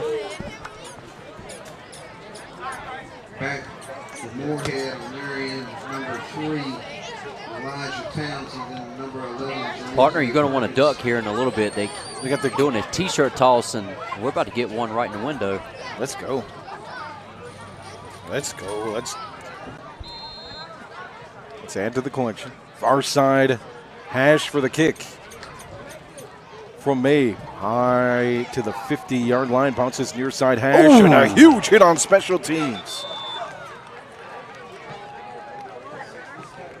Lucas Smith, man, just took a soul. May's kick. Man alive. Fielded by Morehead, and then he's brought down. Immediately. Okay. Michael's number 67. Well, Smith. Let's see if somebody could put some points on the board right here in the second half. We got a nothing ball game. We've seen some things that could definitely work, but and we got 2 great coaches on the sidelines for each team. Ooh, what did we got here? This is new. Oh, this is the 2 backs on the far side to shield for Giles, who gets the carry. Good blocking, a first down and more on the far side hash. Okay. On the carry for the Panthers. So this is what we see out of McCants that we have not seen very much of. He ran a 2-up back. It was pretty much a jumbo set on the offensive line. Number 25. And that was just an outside run. Going to follow all his blockers. Giles with the carry, 1st and 10 for the Panthers. Nothing score here in the third quarter, just underway in the second half. Left to right for the Panthers. And they're going back to it again. 2 backs on the far side. Trying to find room for Giles. Gets the far side. Brought down by 2 Phoenix. McFadden in on the stop and Vernon. Giles had that lane. I don't think he took the right cut there. Yeah, and what he's done before when he was at McMichael, he ran it out of the pistol formation. He had 2 up backs, and he had a running back behind them, and they just followed it right up the B gap. This time, he's got 2 up backs on the left-hand side, and I mean, it's kind of like a bunch formation, but it's a jumbo set at the same time, and it's pretty much an outside run. It's Freeze in the backfield now. Low right and Barber are those 2 blocking backs. They shift from the right side to the middle of the field where the carry goes. Not much room, maybe a gain of 1. It'll be 3rd down and a long 6. So we're seeing adjustments out of McCants on the offensive side. When it comes back around for McMichael, let's see if we see any kind of adjustments for Coach Tapley. What do you see on 3rd down, though, from this formation? I mean, you got to go back to trips, but staying in that package that he's been running the past couple of plays. It's low right and Barber on the far side. Freeze in the backfield. He gets the handoff delayed to him from Cord. He's got room on the sideline to the 20-yard line, up to the 15, knocked out of bounds. Number 1, Judson Freeze, ball carrier from Morehead. Partner, I don't look to see him get out of that. Nope, it'll stay there. I think he's done found something right now that's really working out for Morehead. Gets inside the Phoenix 20. Again, it is pretty much across the board. I mean, a heavy jumbo set package, 2 up backs on the left-hand side, and pretty much it's an outside run. Place the ball at the far side hash, 15-yard line, left to right for the Panthers. Nothing score. Freeze to the left side of Gore. And here we go again, but this time it's going to be on the right-hand side. The 2 big guys are Barber and low right up front. as up backs to block for Freeze. Handed off counter, far side, stays that hash line, and gets a good run up to the 5. Judson Freeze gets it, cuts back. So that's the variant that you can see in that formation. They're going just because they're lined up on that far side doesn't mean you won't see Connor to the left side. This is something that you just don't throw out there at the half. This is something that I'm pretty sure that they've worked on throughout the week, just in case some of their stuff offensively didn't work. Just inside the 5-yard line, first and goal for the Panthers in this 0-0 ball game, left to right. High snap, delayed handoff for Freeze. Tries to punch through. It'll be a gain of a couple inside the 5, near the 3. Make it at that 3-yard line. And I like Judson Freeze, man, playing at running back. He's shifty. He's quick. And before this ball game, he's only had 2 carries for 16 yards, so he really hasn't ran the ball a whole lot. Injury on the field. It looks like it's number 50, Colton Bradford.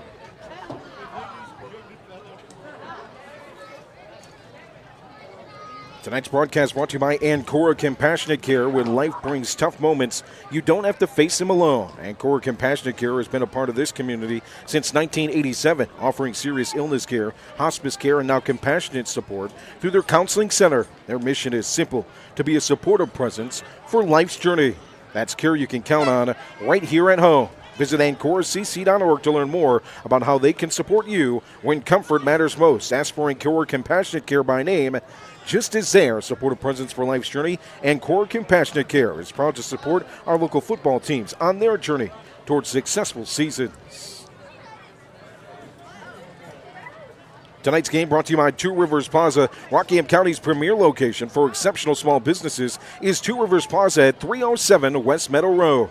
Visit the wonderful small businesses there today at Two Rivers Plaza, your premier source for small business services. Injury on the field for McMichael. Just joining us, third quarter, 0-0 score. First time inside the 5-yard line for either team tonight. The Panthers going with a heavy set package on the first possession of the third quarter and working the run game with Judson Freeze and strong blocking up front alongside with upbacks Jalen Lowe Wright and Marquise Barber. I'll tell you, it almost kind of reminds you of when we was at NC State and Clinton come out in this package. Yep. It's pretty much the same thing, except, you know, there's a true quarterback back there instead of just a wildcat. Colton Bradford will walk off on his own accord.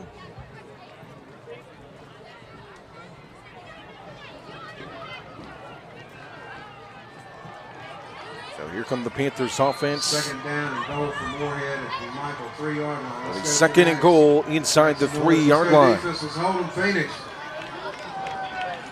Freeze alongside Gord. That heavy back set on the right side shifts to the left. Hand off to Freeze. He's in there. He's here. A Two Rivers Plaza Kooler Ice score for the Morehead Panthers in a 6-0 lead.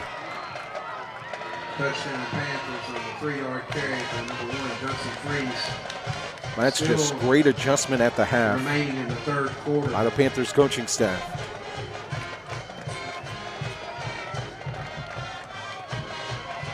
Good vision by Judson Freeze, who will hold the extra point attempt.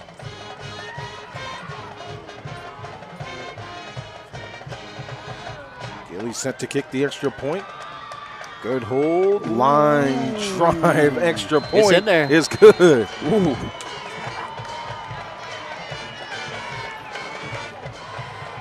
That would have gone past the second baseman and into the outfield. That was a line driver. All right, partner. On my scoreboard, I got 7-0. Okay. All right. We got a scoreboard right here. We've officially got a scoreboard for the first time tonight here at McMichael Stadium. And this is what we're working with right here. We got it, though. Lightning striking the McMichael scoreboard. So out of commission tonight. I hope it stays in these single digits. I've only got 10 fingers and 10 toes. Hey, you know what's good about it? We got a smartphone with a calculator. We'll figure it out. Thank goodness. So after the touchdown, it will be Jaquise Vernon here on the near side. On the far side, Braden Dalton to return. Juan Pacheco to kick for the Panthers. Number 76. The kick will go left to right. Pacheco kicking off for Morehead. From the tee, it's an onside kick right through the middle on the squib kick. And recovered by the Phoenix on the 35. The ball's loose, though. And they got it. The Phoenix got it. Phoenix did get it. Judson Freeze came to try and make a play out of it, but Kickoff recovered by McMichael. the Phoenix recovered. They did that last week to some success, Morehead did. Yes, they did. And now here's what I want to see, partner. I want to see if Tapley comes back and counters with something we haven't seen yet, or does he stick with his traditional offense and keep it going? Which they've had some success, don't get me wrong, but if you're an offensive coordinator, you got to look at the numbers on the outside, especially if you want to throw the football. It's that 4-receiver set, 3 receivers on the far side, single receiver near side. Just past the 30-yard line is the Phoenix start. Quick hitter, that goes in the hands of Trenton Leonard for a first down from the far side to the middle of the field on the quick slant. And that's at least 3 or 4 times right there that they've thrown the quick slant to Trenton Leonard, and he's picked up at least 20 yards plus. To the 46 for the Phoenix, looking to answer. 7-0 lead for Morehead. First score of the game coming on the last drive, a Judson Freeze touchdown run.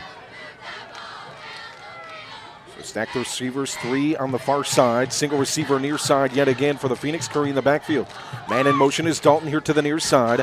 Goes right in front of the running back Curry before the handoff. Curry will be stopped at the line of scrimmage by the defensive line of the Panthers. First down gives to number 25. Second down and 10. At the line and manages to get a It's yard. a dangerous combination of Barber and low right on the edge. But right there is the guys inside making the play. Number 72, Hagan Barker. Number 75, Sammy Scales. I'll tell you what, partner, I'm feeling a Braden Dalton touchdown right here. I think he's in a good position right now at the slot receiver. And they're going to play press coverage right here. Let's see what happens. 4 receivers, Dalton in motion near side to far side. Almost hits the football. It goes in the hands of Tart. I think that's going to be an illegal motion flag. So Dalton was motioned, and the snap came as Dalton was crossing just in front of the quarterback, Kai Tart. Far side, runs out of bounds about 49-yard line. And the flag coming from the judge right behind him. 38-yard line. I mean, this is something new that we're seeing for Tapley to counter. I mean, he's running these fake jet sweeps. We haven't seen that in the first half. Well, now we're seeing it now, but he's trying to counter back with something completely different that, McCants hasn't seen. So be second down and 15 after the penalty.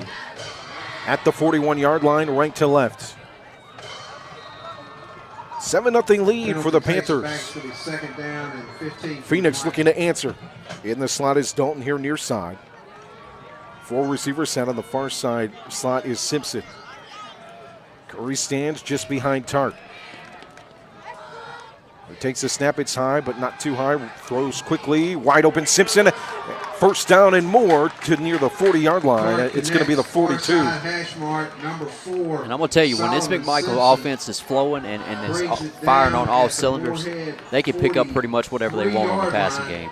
Brought down by the Panthers, number 3, Elijah Townsend.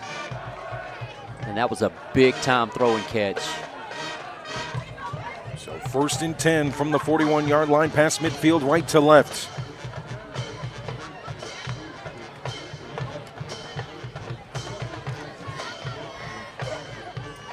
Three receivers bunched on the far side, single receiver near side. Tart takes the snap, looks to the near side, now looks far side. Here comes the pressure, hit by Barber, thrown up in the air, out of bounds, incomplete.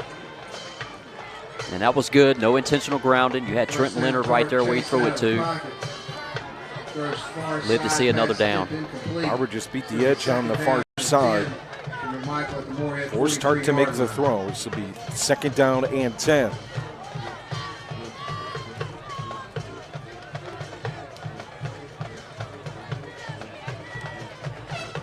Curry stands 2 yards behind his quarterback, Tart. A 4 receiver set for the Phoenix on second and 10. From the 46, Tart stands, gets out of there. Their pressure comes, and he's brought down by the Panthers yet again.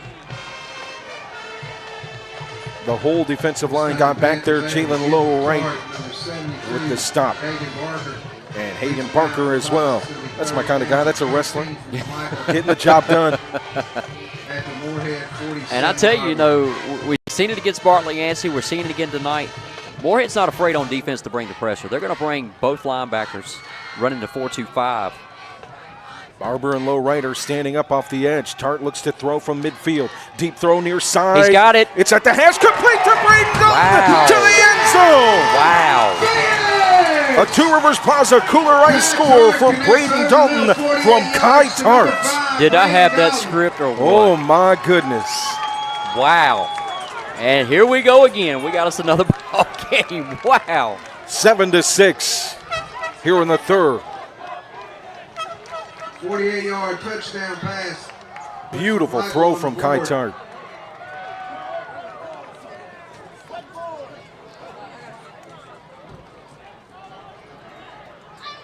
And let's see what they do right here. I think he's going to go for 2. Yep. Here we go. Phoenix look to go for the lead here in the third quarter. So they got an extra up back. They're playing a jumbo set right now. Let's see what they do. It's Vernon in the Wildcat, and he's stopped by the Panthers. Nowhere to run. Marquise Barber on the stop. No good. Keeps Vernon the carrier. Morehead 7, McMichael 6, somewhere in the third quarter. So 7-6. Morehead. 2-point conversion, no good for the Phoenix.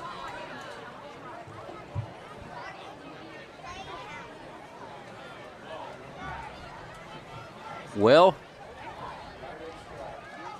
it's pretty much a chess match between McCants and Tapley right now. I mean, they're bringing stuff out that we haven't seen in the first half, and they're bringing it out in the second half. I mean, that was a wildcat that we have not seen out of McMichael, period, since we've been broadcasting this year. Number 88, something that they could probably use that could work out good with the run game. Far side, number 3, Elijah Townsend. And number 11, Janese. So Elijah Mabe sent to kick. Januzzi Perkins. Janazze Perkins back to return for the Panthers. Made to kick from the far side hash at the 40-yard line.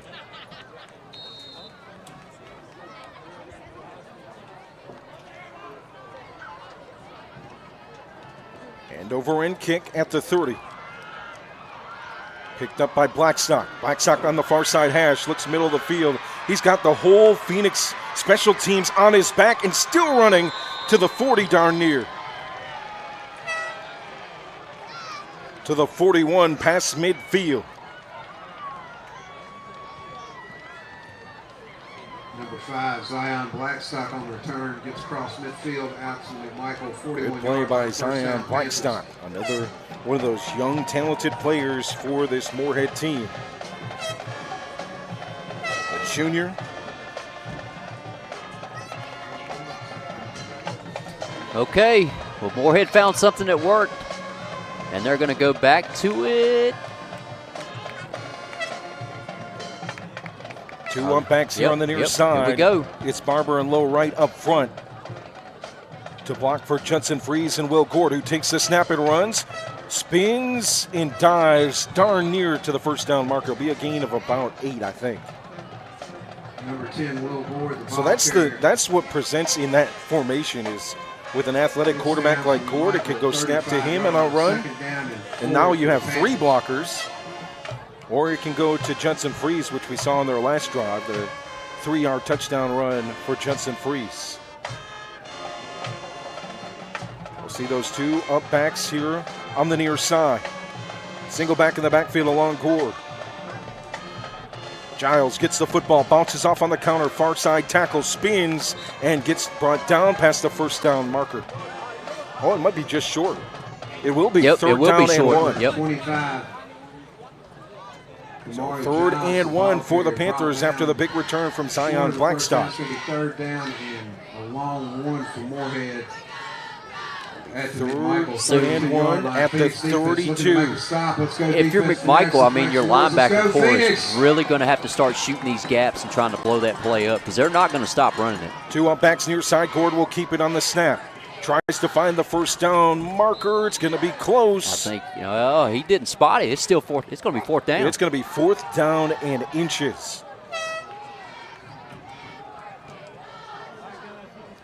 Number 10, Will Gord stopped by a flock of Phoenix short of the first down. It's going to be 4th down and a yard for Morehead.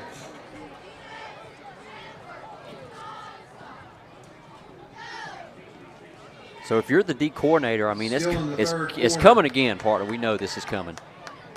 You bring your linebackers down. I mean, you just everything you got Let's go, Phoenix. is it will be a big-time stop for McMichael if they can get this. Collinson lines up just off the line. No receivers. Big up front in those 2 up backs. Here on the near side hash. Freeze in the backfield. Gets the handoff on the delay from Gord. Bounces for a first down. We're going to have a flag at the end of the play. Oh, that's going to be on Morehead. It gets down to the McMichael 28-yard line for a first down for Morehead. There's a flag on the field.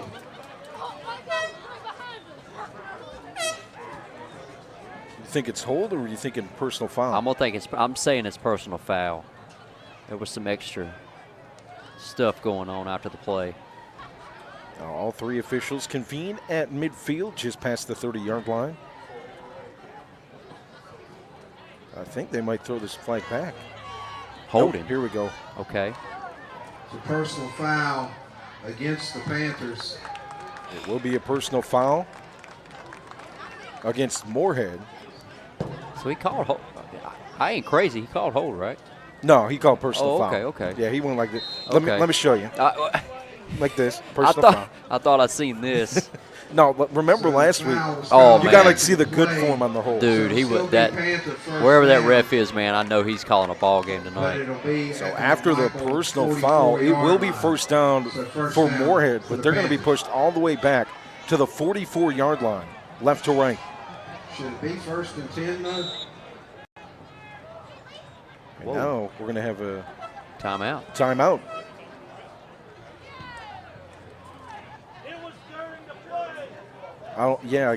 I'm confused on how they could mark it first down after the holding penalty or after the personal foul. Should be 3rd down, shouldn't it? So they got a first down. Oh, they did get the first. Yeah, they got the first down. That's right. Yep. And then the personal foul was after the play, so that would knock them back. That's right. Yeah. So 1st and 10 from the 41-yard line. Of the timeout, 7-6 Morehead with the football.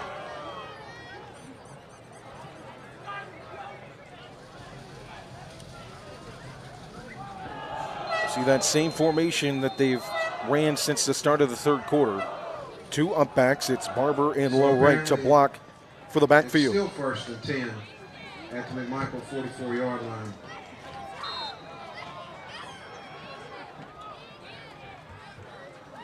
Single back in the backfield is Perkins. Still make the adjustment and flip this play to the far side.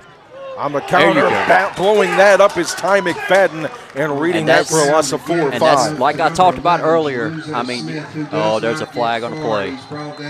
Flag on the backside judge from the backside and this judge. is going to get chippy. We knew this was going to happen. I mean, both these teams right here going back and forth. There's going to be some chirping. So flag. Unsportsmanlike. Unsportsmanlike against Morehead. So that's going to take it back. So So that's going to go from the 41 after the loss on the run. This time the first down marker doesn't move. So you look to see McCants come out of what he's running now and go back to his traditional offense. Because it's second down at a country mile. Yeah, for sure. So it'll actually be on the other side of the field at the 37. This is big. This can really change the momentum of this ball game. What you're hoping, I think, if you're the Morehead offense, is you just don't want to turn over the ball either. Yeah, that's true. After these penalties. And he's staying in it, partner. He's staying in that jumbo set formation. Far side with it. Middle run for Janaze Perkins will be a good gain of 5, 6, 7. On second down, it'll make it third down and a manageable country mile. Yeah. Third down, and it's, I'm going to say about 20. Third down and 20 for the Panthers.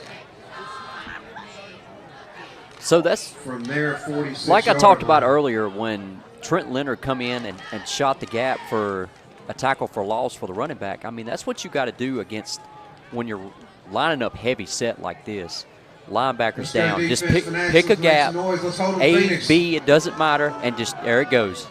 Two backs here to up back near side on the hash. Now to the near sideline for Judson Freeze at the 40. So that hit hard by Jaquise Vernon, but a flag in the So backfield. that's going to be a holding right there on Morehead on the offensive line, and that's going to come back. There's a flag on the field at McMichael 40. He had right in the numbers, and when you, if it's just a little bit outside that numbers, when you start to grab, I mean, that's an easy hold call. 7-6 Morehead here in the third quarter. With the football, be third down. I'm going to say about 30. And I'll tell you, man, I give it to McCants. Once he started this in the second half, he's going to live and die by this, offense-wise. And from this vantage point, it's a good thing to live and die on. Yeah. It's been working. It's been working really well. Down and long. Morehead back at their 43-yard line. Phoenix defense looking to stop them. Let's make some noise. Let's go, Phoenix. Single back in the backfield to run the ball. Two up backs to block. Now they'll flip the play from the far side to the near side. Big up front, 0 wide receivers. Looking for room is Freeze, and good adjustment defensively by the Phoenix. Just a gain of 1 or 2. Third and long. Panthers give the number 1 Again, Judson Ty Freeze. McFadden making a play.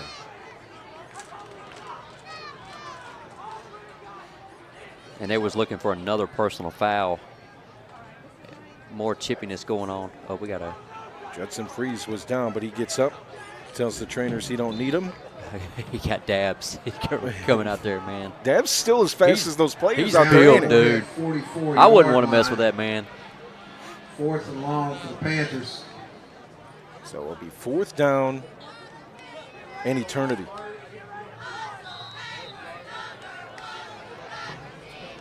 Ball at the 46-yard line as Roberts sets to punt.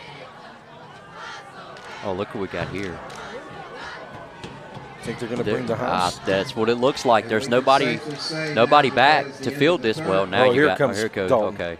Oh well. Wait. Fourth and long for Morehead. So with no scoreboard, I'm going to presume the third quarter is over. How do you know that? I don't yet. I'm hoping. 7-6. Morehead leads it as we potentially head to the fourth quarter. So no scoreboard, no nothing. Let's just play all night. You want to? There you go. I don't mind it. I've only got to be up at 6 o'clock in the morning, but that's okay. You're ready to watch the ending of the Dabo. This is my prediction. Hey, I'm with you, okay, on this week. I think UNC wins. Okay. Dabo Sweeney is out. So I've been telling my cousin this week. all year I got long. a feeling. It's just a feeling. And I keep kind of joking with him and keep messing with him, but the more I start reading into this thing, Max Johnson will start this ball game. That's a fact. He's starting. So there's no excuses. Max has played a heck of a lot better in the fewer snaps than Gio has in the most snaps he's got. So what we're going to do, man, we're going to get up. We're going to leave about 7 o'clock in the morning. We're going to hit I-40 all the way down to Chapel Hill Tobacco Road. We're going to go eat some breakfast on Franklin Street. Then we're going to go hit the Ludacris concert at 10 o'clock that morning. Oh, my goodness, man. Mm-hmm. My man ain't Ludacris. Well, he is Ludacris. Oh, he is Ludacris. Poo, poo, poo. And then we're going to watch the boys play at 12 o'clock, man. That's going to be I hope it's a really good atmosphere. Robert sets to punt just in front of the 30-yard line. Dalton back to return, but it'll get nowhere near him. It'll go out of bounds in front of the 30 at the 34. Panthers punt goes out of bounds. So Phoenix get the football. They did flip the field, so we are in the fourth quarter. It is official. At the McMichael 29-yard line, it'll be first down Phoenix there. So left to right for the Phoenix, down 1 point. First and 10 from the 29.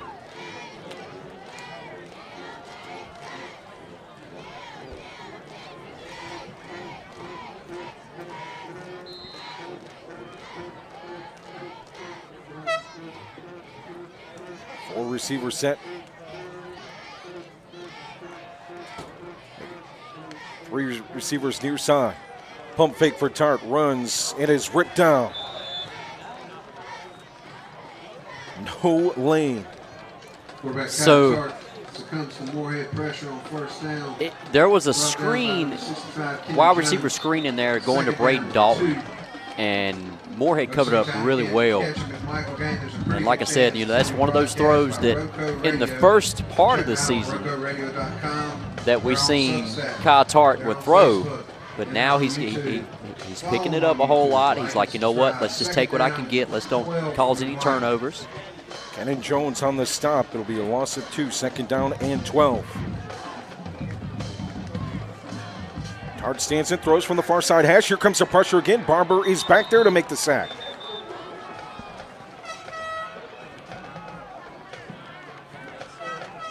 Man, what a great stop by Morehead right there on defense, man. And they continue to bring the pressure all night long. I believe that might be sack number 3 for Marquise. I think you're right. He's been back there making a living, setting up domicile. Rockingham County area. Third down. So you see 16. You see one-on-one coverage right here on the outside. He's playing straight up as far as the safety. So there's going to be a shot right here some way. Here we go. Tart looks to the far side, now near side on the screen. It's in the hands of Leonard on the near side hash. Works his way all the way to the far side hash. He's now got to a the block. sideline. He's trying to find room. It'll be out of bounds.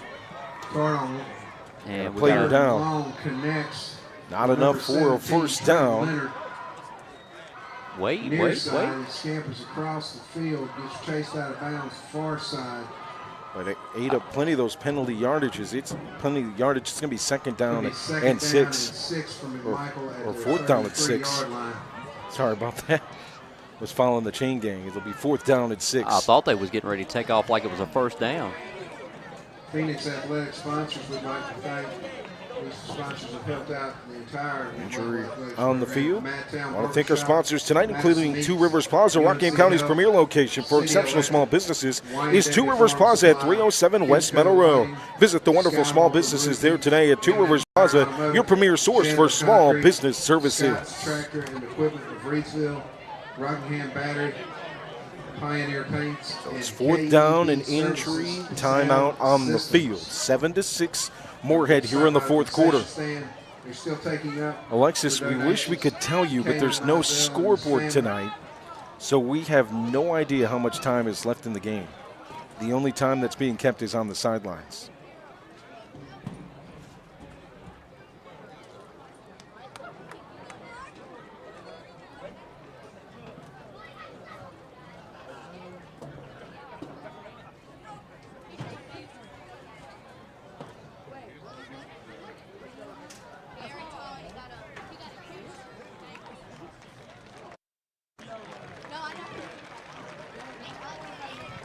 What we can tell you, Alexis, is we are in the fourth quarter. We do know that much. Just underway, not too much time here in the fourth. Yeah, we're kind of going off the fly, too. I mean, we're not Here in used the to fourth quarter, McMichael not down having 1 a point, scoreboard. 7-6. Morehead 7, Phoenix Fourth 6. down and 6 Fourth for McMichael down at their and 6. 33-yard line. And the Phoenix offense is out there. Inside Morehead, or in Phoenix territory at the 34. Man in motion is Dalton here to the near side. Single back is Curry. Oh, timeout, yeah. Coach McCants was calling for a penalty, and I think they'll get it. He was storming up and down the sidelines. Is that a timeout? Too many men on the field. Maybe 1, 2, 3, 4, 5. I count 11. Okay. Delay of game against McMichael. Delay of game on the Phoenix. Makes it 4th down and 11. All right, so McMichael's going to punt this football. Number 7, Keith Vernon, drops back deep into punt formation. So instead of going for it, the penalty will put Vernon back there to punt. And a timeout on the field. Timeout, Phoenix. In the 4th quarter with some time remaining. We're not quite sure how much. 1-point lead for the Panthers. Tonight's game brought to you by Kooler Ice. Looking for a fresh ice and water option that's ready when you are? Cooler Ice is countywide. Find fresh ice and water at Little Caesars Pizza in Mayodan at 6734 NC 135 across from Walmart. And visit our local Cooler Ice dispenser at Schul's Home, 1635 Freeway Drive in Reidsville. And for all your ice and water needs, you can also find us at Penrose Car Wash in Reidsville at 1509 South Scales or Two Rivers Plaza at 307 West Meadow Road. Get Cooler Ice, great tasting, fresh ice available 24/7 at all 4 locations, 16 pounds or 32 pounds, plus premium water by the gallon or 5 gallons at Cooler Ice, fresh and ready when you are. I apologize about the camera as well. Normally we have a DSLR, but it's not working, so you get the webcam and half of our face, which is probably better for you. You get 2 for 1, or you could get an entire pizza for just $10. So it'll be 4th down and 11. 2 for 1 or entire pizza for the just Phoenix. $10. Well, the offense is out there. Whoa. Okay, here we go. Just in front of the 30-yard line, their own 30. 3 receivers near side, single receiver far side. Tart flushed out of the pocket, tries to find the pylon on the far side, has to stop, and he slips. It'll be a turnover on downs. Panthers football. Okay, this is big time right here for Morehead. So now if I'm a Cants, you get back in that heavy set formation. You don't leave it. And you don't leave it. You run that football and you run this clock down as much time as you can. Somewhere in the 4th quarter. So 1-point lead for the Panthers with the football. Look at Coach McCants over there. Yeah. So if I'm watching, I'm telling Will Gord right now, watch this clock over here. When it gets down to like 3 seconds, then hike it. Inside the 30-yard line after the turnover on downs. In scoring territory, right to left. It's low right on the outside, on the inside, up back. It's Barber, handed off to Giles on the counter. Just off tackle with those 2 blockers. He'll gain a couple on 1st and 10. And we got somebody else down. That's that attrition word you were speaking of earlier in the game. And that's what it was going to be for both teams, man. They're a little low on the numbers right now. They've got some injuries. And once these running games start getting into effect, I mean, it's the war of attrition on defense. Apparently on the play, it's going to be a hold against Morehead. Oh, that's big. A hold against Morehead will push them. That is big.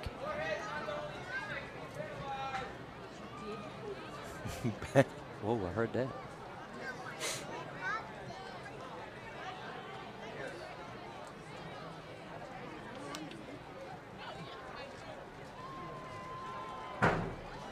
So from 1st and 10. So it's going to be 1st down and 15 or 16 at the McMichael 32-yard line for Morehead. 1st and 15. Be at the 33-yard line. 2 backs on the near side to block as the carry goes to the far side. And Christian Scales with the carry. So here we go. And if I'm, like I said, if I'm talking to Will Gord, I'm just going to sit there and just speak to him. Just speak to him. I wouldn't even let him go. Just say, hey, look, just give me about 20 seconds. We're going to run the same thing. Take some time off that clock. Melita, we wish we could tell you. We have no idea. We don't have a scoreboard. We're not going to have any time. We don't know. The only time being given or taken is on the sideline.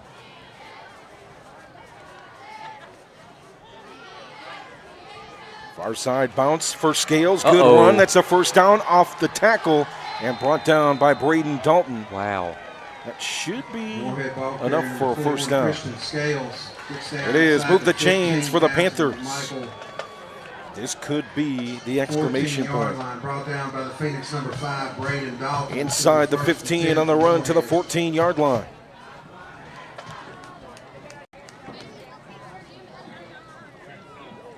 Scales remains in the backfield for the Panthers. Two up backs to the far side. Scales to the left side of Gore. No wide receivers for the Panthers. Bounce counter, middle of the field, off several tacklers to the 5-yard line for Christian Scales. Do you know who Christian Scales reminds me of right now? I know. Yasiel Dungy. Peanut. I was going to say Peanut. He reminds me of Peanut. Looks with just the way like him. he's shifty, he's small, he's quick. The agile moves. Yep. There he cut back to the middle. Nice play. It'll be second down and 3. Just in front of the 5-yard line. Panthers lead it by 1 with the football in scoring territory. Give it back to Scales. Tries to find room. He's still standing with several. Whoa. Late hit on the far sideline and a fight on the far side. Broken up.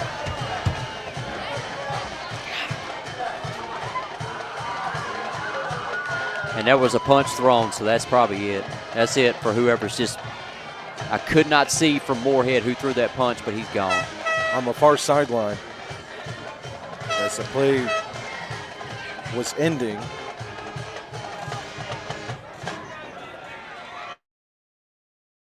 Happened. I was watching the play. They got tangled up together. It was just extracurricular blocks. Got to the sideline part. I don't know who it was for Morehead. I know it was. Oh my goodness, kind of discombobulated myself right here, partner. It was number 7, Vernon, Jaquez Vernon, and they just got tangled up with one another. He got slung down, and then there was a punch thrown. I'm not sure who it was for Morehead. So it's whoever, number 3. Townsend? It's got to be Townsend. Got to be.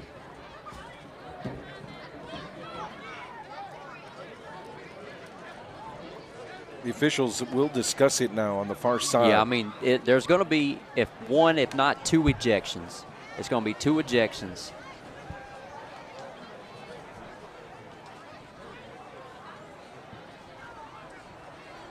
And once they start getting out that notebook, that's when they start writing stuff down to follow up with the ejection. So wait the call from the officials. 7-6 Morehead with the football. Here in the 4th quarter. In Phoenix territory near the 10-yard line.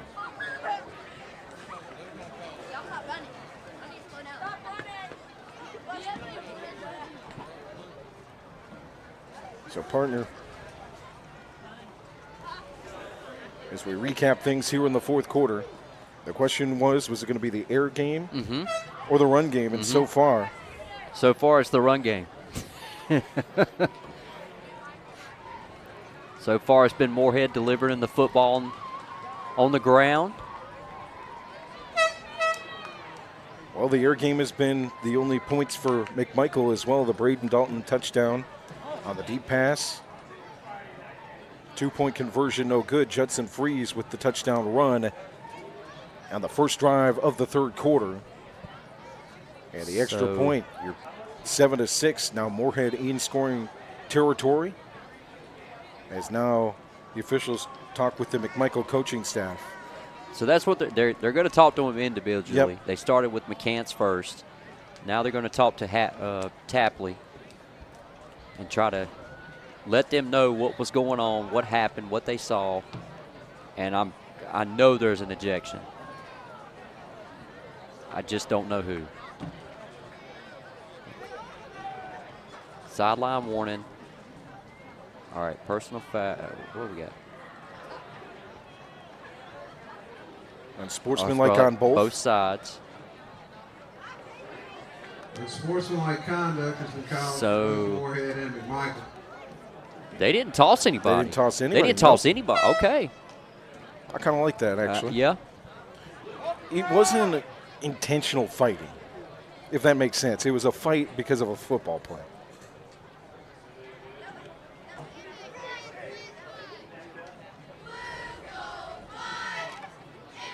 You know, I absolutely agree with you right here. It's a good old-fashioned rivalry football game. Let them play.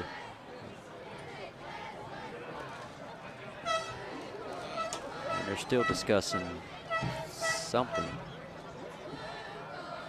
McCants, I know he's not. This is about how long it takes for me and the wife to decide where to eat dinner. That's pretty good then. That's not bad. It's not bad, no. Because normally it takes me and Monica all day. How many times do you get? I don't know. And then you say, how about X? Well, so Nah. then that's when I throw, hey, okay, well then fine. We're going to fix the sandwich and we're going to eat that. Well, oh, okay. Now you want to tell me. Down and goal, I believe, for Morehead at the McMichael 11. So the ball will be placed at the 11-yard line of the Phoenix for the Panthers, moving right to left. Looking to make a stop. Let's make some noise. Let's go defense. Let's hold them, Phoenix. So the unsportsmanlikes balance each other out as Gord sets in. 2nd down and 7. Give it to Scales, right up the middle to the 5-yard line, down at the 4. They're going to stay with that. Number 21, Christian. As they should. I mean, it's just a heavy set formation with pretty much a counter.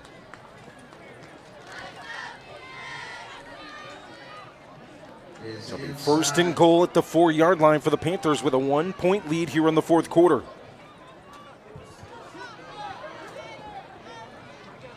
First and goal now for Morehead at the McMichael. Barber and Lowe right lineup as upbacks on the far side. It Scales in the backfield to the left side of Gore. From the 4-yard line on 1st and goal. Gord. Whoa, that's a flag. Sure. Is that coming? This is going to be big either way. Before the snap.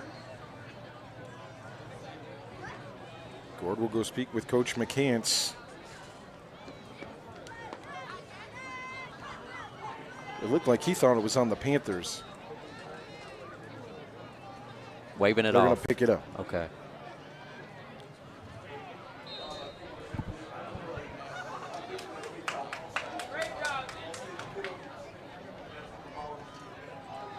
So inside the 5 at the 4-yard line, 1st and goal. Scales to the right side of Gore. 2 upbacks to the right side as well. Snap right up to the left side. Walking to the goal line. He's in. It's a Two Rivers Plaza Kooler Ice score for the Panthers. Touchdown Panthers on the carry for number 21. Ladies and gentlemen, I'd like to introduce you to number 21, Christian Scales. That was his drive. Good blocking up front as well. But the agile running of Christian Scales, the difference on that drive. At 6 more on the board. Panthers lead it by 7, looking to make it 8 here with the extra point. This extra point's going to be big time right here. Freeze to hold, bad snap. Oh, no. Freeze has to pick it up. He rolls out to the far side with a stiff arm. He throws it up as a prayer. It's almost caught for 2 points, but incomplete. So that is big time. Huge. Big time. So now they're only down 1 possession and an extra point. Tries to pass it incomplete. So a 7-point ball game.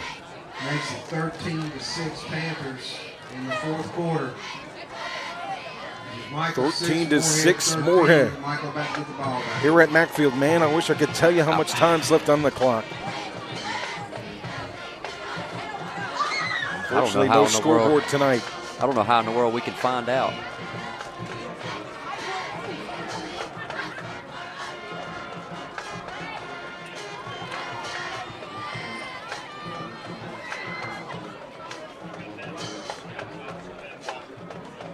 Thirteen to 6. Would anybody know up here but how much time is left? I don't think so. Oh, my goodness.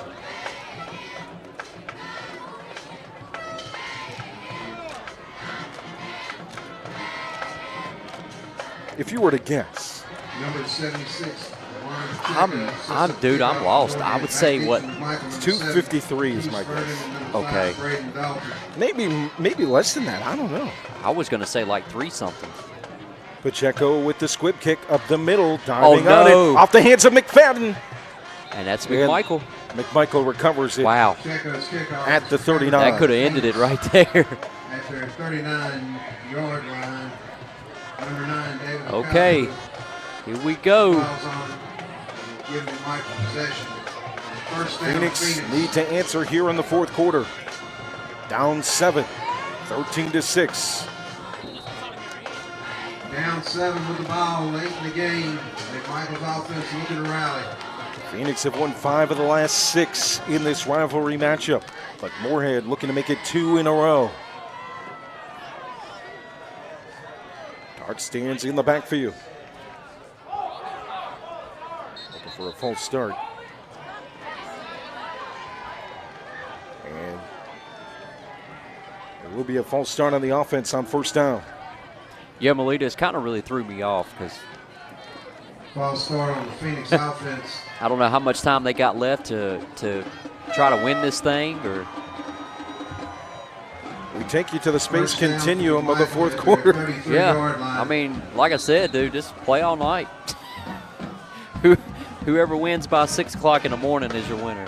So 1st and 15 after the false start for the Phoenix offense. Quick throw out here on the near sideline to Leonard. Juke move past the 40, dives to the 45. All right, that's a good start if you're McMichael. Trent Leonard's had a big-time game at receiver. Brought down by Trooper Wright and Jeffrey Roberts. McMichael, 45-yard line. So it'll be second down and 3. After the big gain of 12 for Leonard. In the backfield. Eventually, you got to get Braden Dalton in this ball game again. 4 receiver set for the Phoenix. Tart stands at the 40. Takes 2 steps back. Has to get out of the pocket, but rolls to the far side. Throws on the run. Complete on the far sideline. Escapes pressure, runs far Just side, past the 45-yard line at the 44 for the Phoenix. Phoenix past midfield in the 7-point ball game here in the fourth. The Magic Man does it again. Just when you think, man, he's getting ready to go down. What a throw. He had no room in the backfield, so he created it himself on the far side. 1st and 10 for the Phoenix offense. 4 receiver set, single back in the backfield. Tart from the 50-yard line, far side, complete near the sticks. Juke move for Jaquise Vernon. Another one oh my. on the far sideline to the 20, to the goal line. He's in. Unbelievable play from Jaquise Vernon. Oh my God. Far side with number 7, You cannot replicate athleticism like that. Yards to the house up the far sideline. Wow. That right there is why he averages 28 yards per catch. Down 1. Made the catch just 2 yards from the sticks. A juke move got him the first down. A second juke move got him a touchdown. That wasn't an absolute juke move. That was a freaking okie doke. He hit him with the one-hitter quitter. I'm going to the house with a touchdown. Two Rivers Plaza Kooler Ice score. The Phoenix are going to go for 2. Oh, that's a false That's start. going to be a false start on the offense. Wow.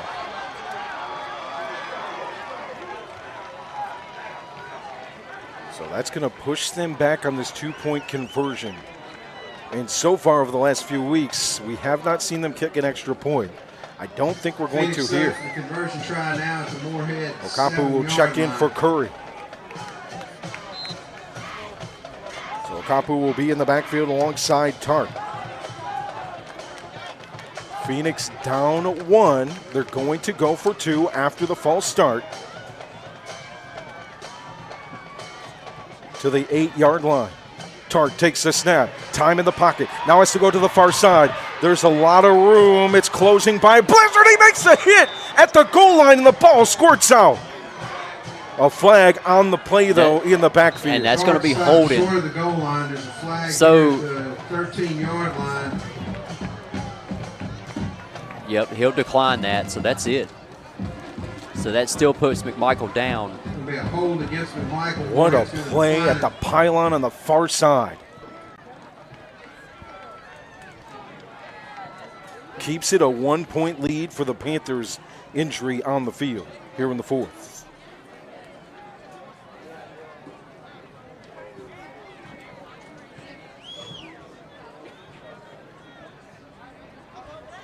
And we wish we could tell you how much time left in this one.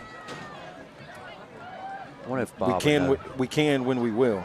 Or we will when we can, I should say. Man. Brock came out of nowhere. Phoenix will be It kicking looked off like that now. whole room on the Late left in the side fourth was open quarter. on the takeoff by Tart. But Brock Blizzard right at the goal line in front of the pylon, knocks him out of bounds. The ball comes loose, Again, coming up rolls this out week of from bounds. McMichael Athletics. And that's what you're going to get out of Brock. JV football All gas, will no go breaks. against I mean, he's going to Homecoming in come the each and every play next 110%, and that's Also what you next were week, going to soccer get will be out of home him. against Morehead on Monday. Volleyball will be at Grimsley on Tuesday. Man, what a ball game. I wouldn't expect Man. anything less. What a freaking ball game. First the play by Vernon, then the play by Blizzard. Monday. Let's go Phoenix Nation. What a great ending to this game. This is a heavyweight match that I knew we would get. We've been looking forward to this all week. You can't beat rivalry football. 2 rivalry games. Rockingham County, Reidsville, Morehead, McMichael this week. I've been told there's a minute 40 remaining in the contest. There it So is. a minute That's 40 what we want. remaining in this game. Panthers by 1, and they're getting the football back. We might see something here from the Phoenix. Now the other thing is, how many timeouts does McMichael have left? So minute I think 40 they left. have 2 left. Two left. If I remember right. Okay. I think Morehead might only have 1 left. Okay, so a minute 40 left. Let's watch. So they're going to play. Look at this. They're already playing up. You got 1, 2, 3, 4, 5, 6 guys playing up on the front line. Then you got another 4 guys back right behind them, probably about maybe 5 yards off. So they're expecting the onside kick, and it's coming. Here it comes. Abe sent to kick from the 40 near side hash. Just 1 man back for the Panthers. Everybody else up near that 50-yard line.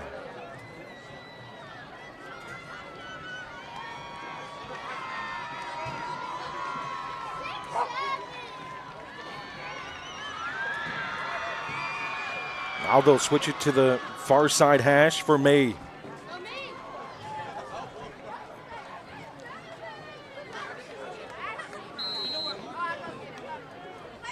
Oh, this is Several bunched up on the far side. Now Babe's going to switch it again, the T. Nope, he'll put it back on the far side hash. what in the world? This is odd. They love to run these different formations. Onside kick in the middle. And it's picked up by the Panthers. Rolling on it is the special teams. The Phoenix kicking team never set. That one is recovered by Javion Broadnax. What in the world? Broadnax recovers it for the Panthers at their So it will be in front of the 30-yard line 33-yard at the line. 33. First down, Morehead. So just under a minute and 40 left in this one. Phoenix looking to stop him. Morehead with the lead and the football. We'll see Barber and Lowright as upbacks. Roberts at tight end. No receivers for the Panthers. Single back in the backfield is Scales. He gets the football from the quarterback, Gord. Wide open lane, pushes forward off of his center and goes all the way to the 44.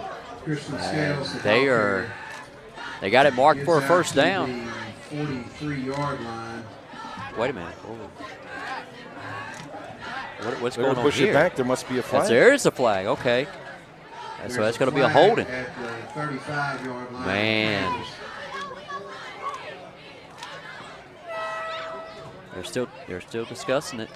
That hold could give This is- McMichael a chance. This is big time. But the way this running game has worked too. Sideline warning, offense.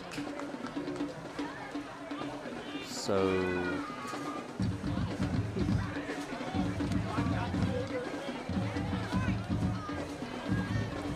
All right. They're trying to rack my brain here. I don't know what in the world's.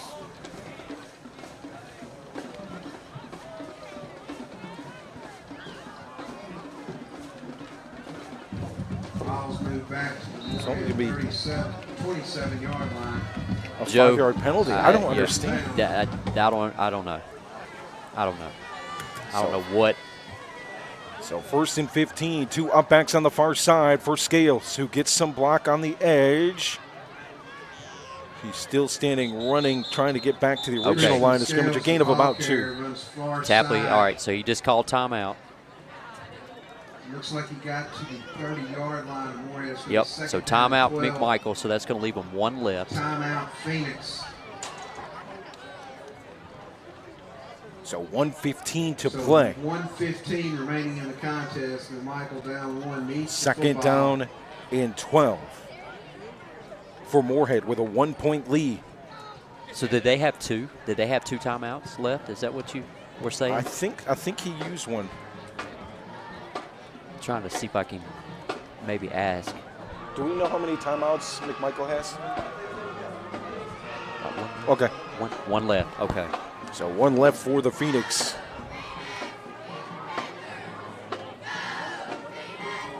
Second down and 12.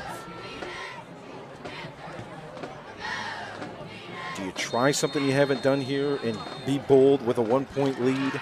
Run play action, or you just go back to the run game with the 2 lead blockers that has worked so well? Ever since McCants has come out in the second half of this thing, he has lived and died with it. I wouldn't change it up. I mean, that counterplay has been working all night long since they started doing this. All right, behind the tackle, Barber behind the guard, handoff to Scales, near That's side, and a big. big hit by Okay, Trenton Leonard. timeout again. And another timeout right at the line of scrimmage. Actually, be a gain of 1. 3rd down and 11. Gain of a yard. So this is the play that determines if McMichael will have a chance down 1. 3rd down and 11. How much time? This is killing me. So, I mean, this could really. Timeout Phoenix. I'm going to guess somewhere around a minute. Okay.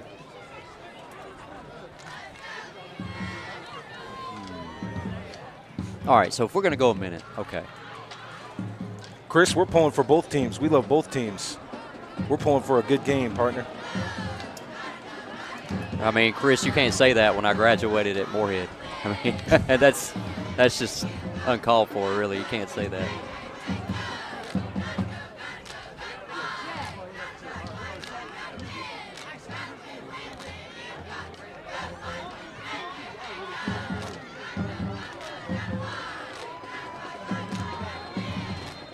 Third down and 11 for Morehead with Michael down 1. We need a stop. Fanatics, let's make some noise. Let's go defense. Let's go Phoenix. 2 up backs to the far side. Scales in the backfield alongside Gore. High snap brought into the hands of Scales. Good handoff by Gore to Scales. And it's going to be back to the original line of scrimmage, Scales 4th and stop for 10. no gain. It's Okay. gonna be 4th down and long So they're for going to start Morehead. this clock right now. Okay. So if it was a minute left, there will be 20 seconds, maybe a little bit less, give or take, but they're going to come for the pump block. You just take the delay of game here if you're Morehead? Yeah. That would be spot on, and I think that's what they're going to do. I mean, it's going to knock you back 5 yards, but that's going to take more time off the clock. Or you take his timeout with 1 second left. Does he got 1 timeout left? I think he has 1 left. Okay. Yep.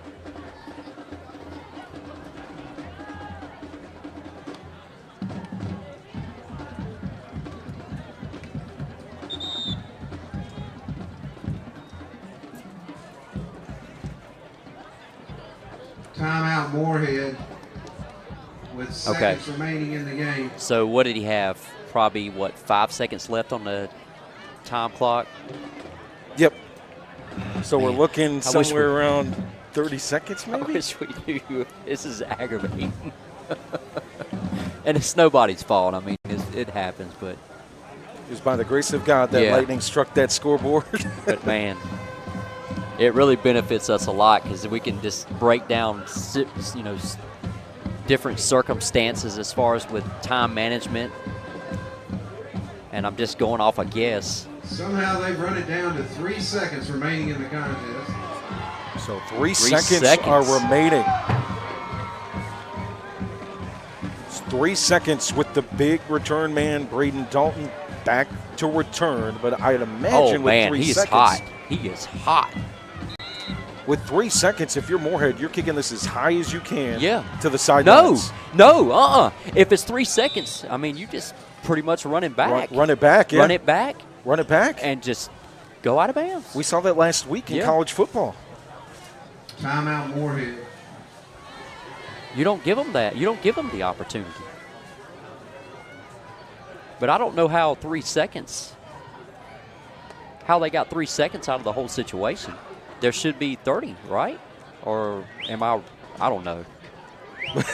I don't know.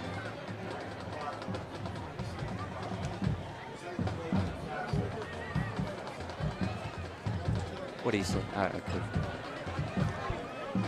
So it's 4th down and 10. 3 seconds remain. Roberts back to punt. But we guess that they're not even going to punt it. They're going to hold on to this with the lead. They lead it by 1. Dalton is back to return just in case. They're coming for it. And Here comes McMichael. Yep, Running back is Roberts to the 10-yard line. He slides down, and that should do it. That'll do it.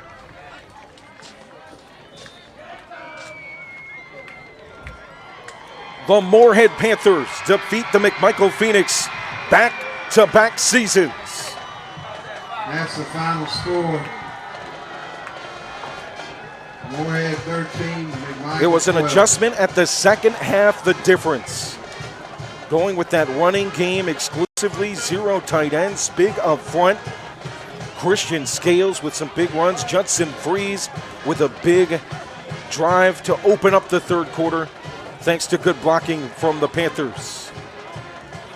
I'm going to tell you what, man, what an absolute ball game. Neither one of these teams, man, need to hang their hat. This was a tough, fought football game. Man, I wouldn't have expected anything different. Both teams meet at midfield. And the Panthers will move to 2-1 in the Mid-State Conference and 2-5 overall. Up next for them is a matchup with Reidsville on the road at Community Stadium.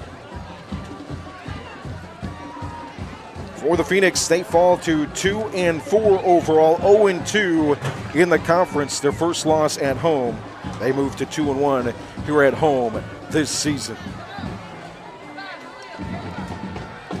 A 1-point victory for Morehead. 1 point feels good, doesn't it? Yes, it does. 1 point, it don't matter, half a point, one, however you get it. What a win. It's coaching adjustments that can make a difference at this level. And we discussed that throughout this week. Whoever was going to make the bigger time adjustment in the second half or at any part of the game was going to wind up winning this football game.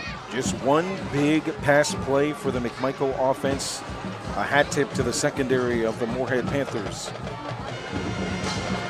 Control tempo and the clock in the second half is what the Panthers offense did. They get 2 scores, 1 point more than their rivals. Man, what a ball game, though. I mean, we couldn't have asked for anything better. This was a great football game. And just to call it out, we love both of these teams. Yep. We love them. McMichael, Morehead, Rockingham, Reidsville. We love them all. We get to see some great kids out here every Friday night, busting their tails, doing their thing.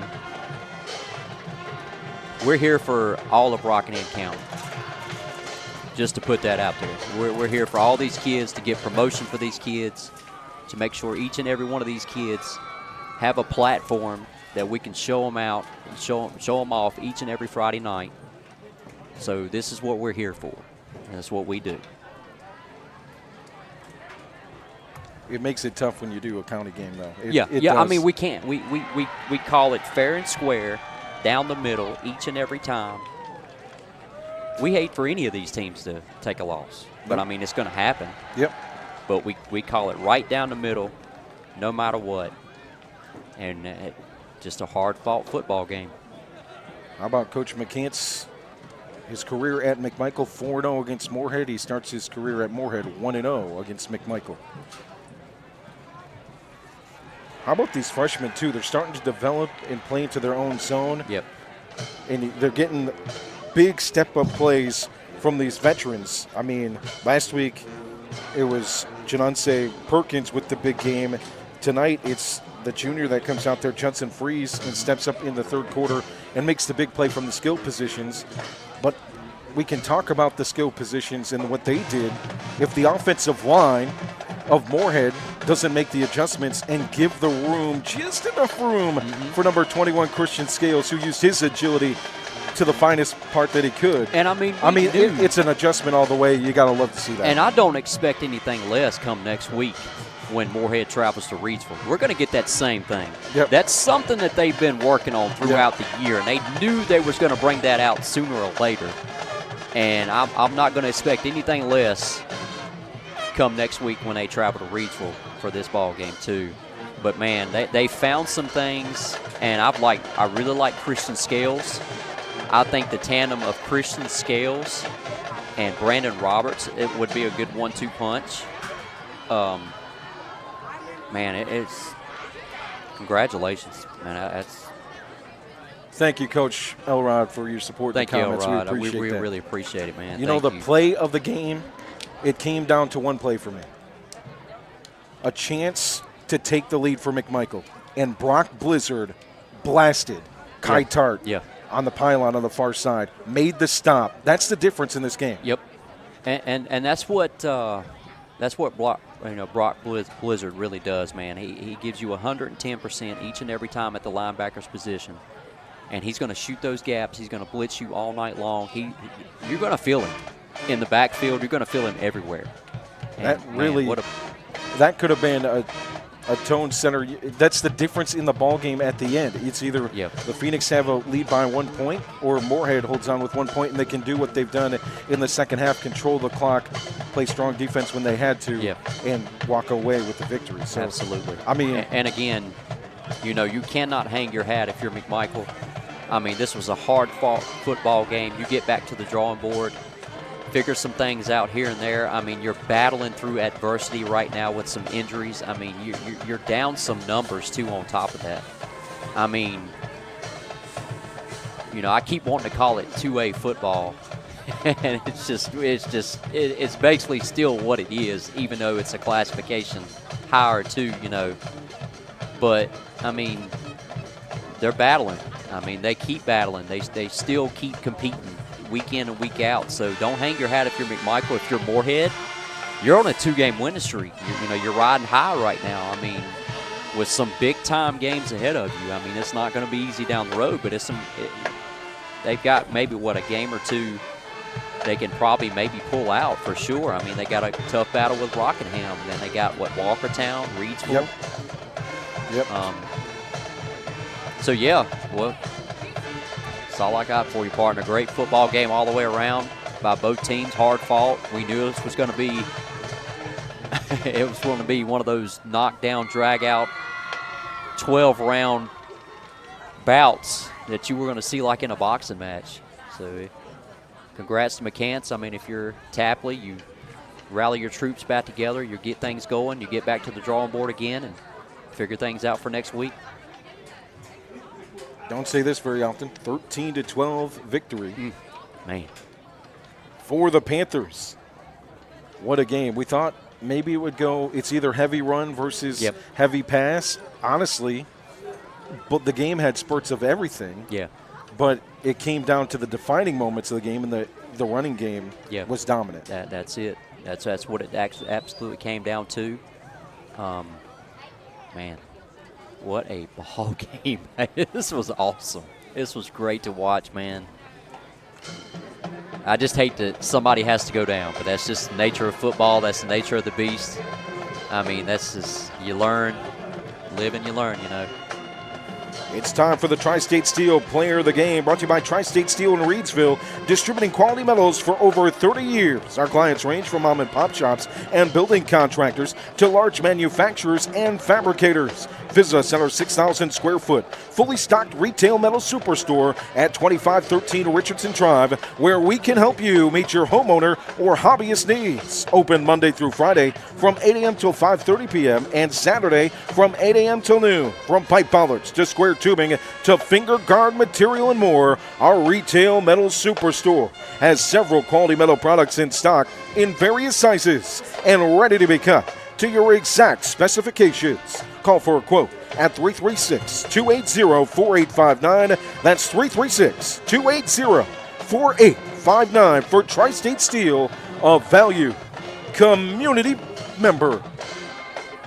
Your Tri-State Steel Player of the Game, it's simple for me, the player that made the play of the game, Brock Blizzard. I think you got to give it to Brock. Yeah, you got to give it to him. The literal difference in this game is the play that he made on that two-point conversion. Yep. And the past 2 weeks, man, he's really turned some games over and really blew some games out of the water, you know, with his 2 punt blocks last week, and then the big stop right there at the goal line to get Kyle Tart to fumble the football, and that's the player of the game. I'll take it. That's the play of the game. That's the player of the game, Brock Blizzard. I mean, when you watch what he does on the field tonight, he impacted maybe not as much as a team that likes to run the ball, but he still was an impact in clogging the lanes. And when they did run the football, he did play a factor. And he's coming after the quarterback. He's making the decision tough for Kai Tart.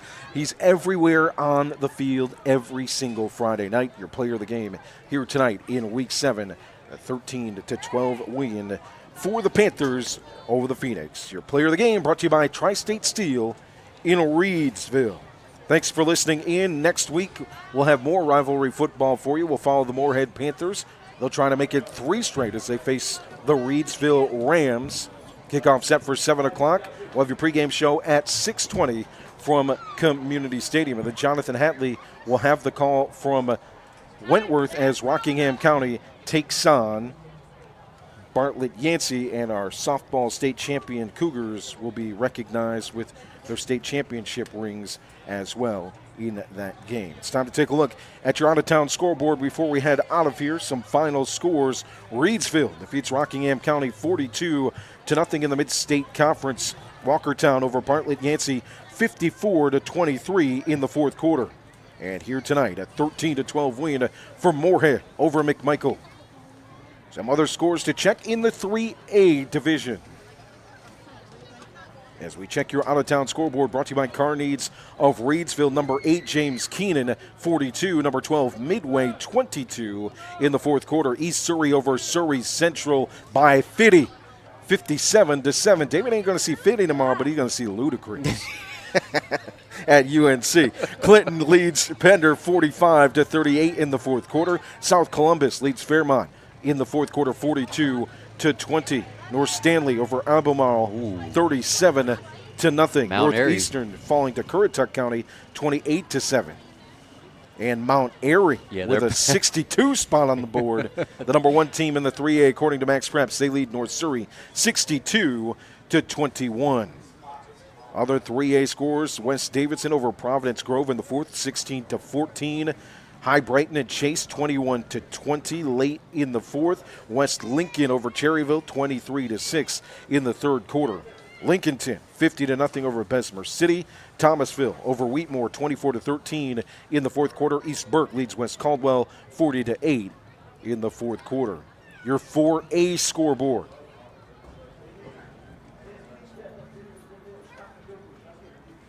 Bun over Leadership Academy 41-15.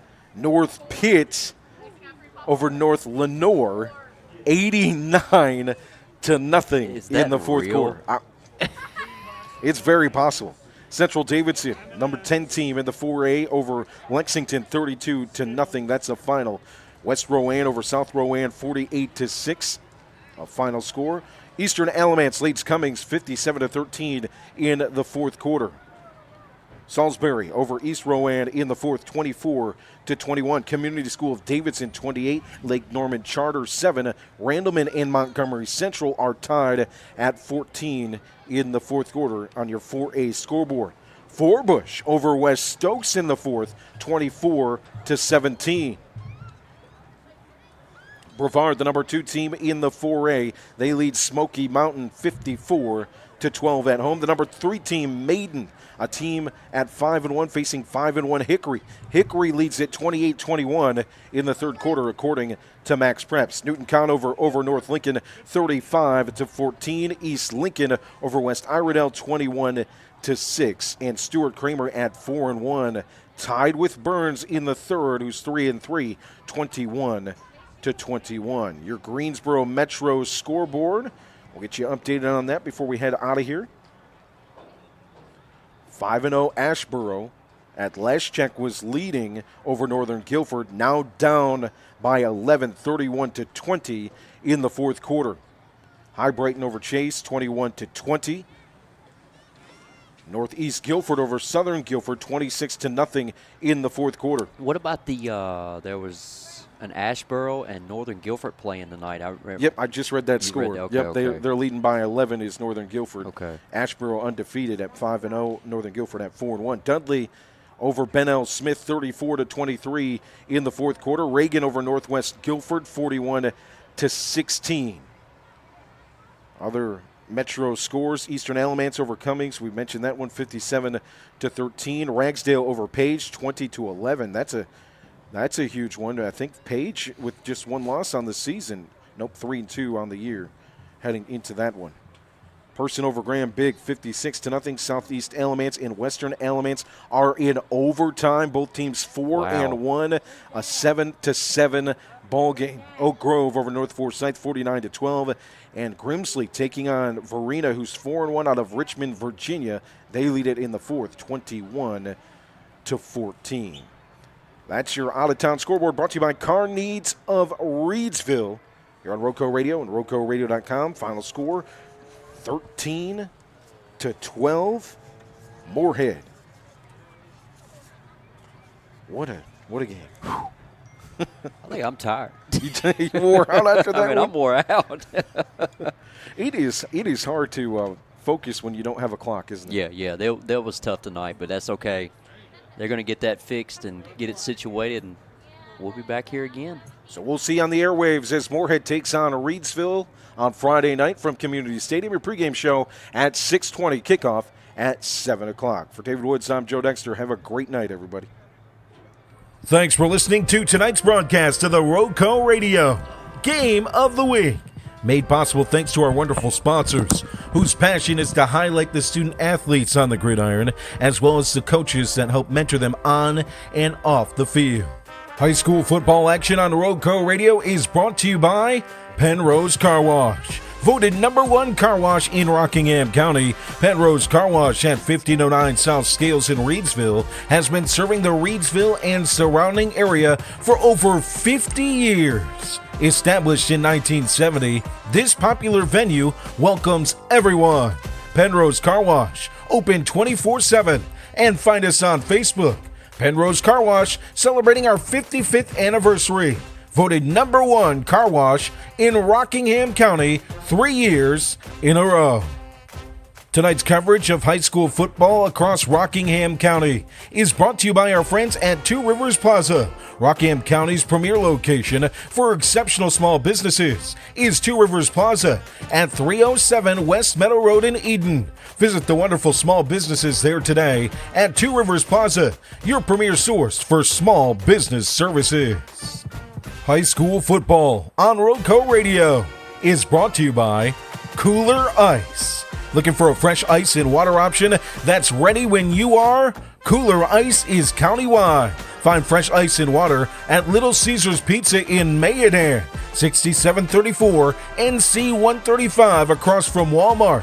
Or visit our local Kooler Ice dispenser at Schul's Home, 1635 Freeway Drive in Reidsville. And for all your ice and water needs, you can also find us at Penrose Car Wash in Reidsville at 1509 South Scales Street, or Two Rivers Plaza in Eden at 307 West Meadow Road.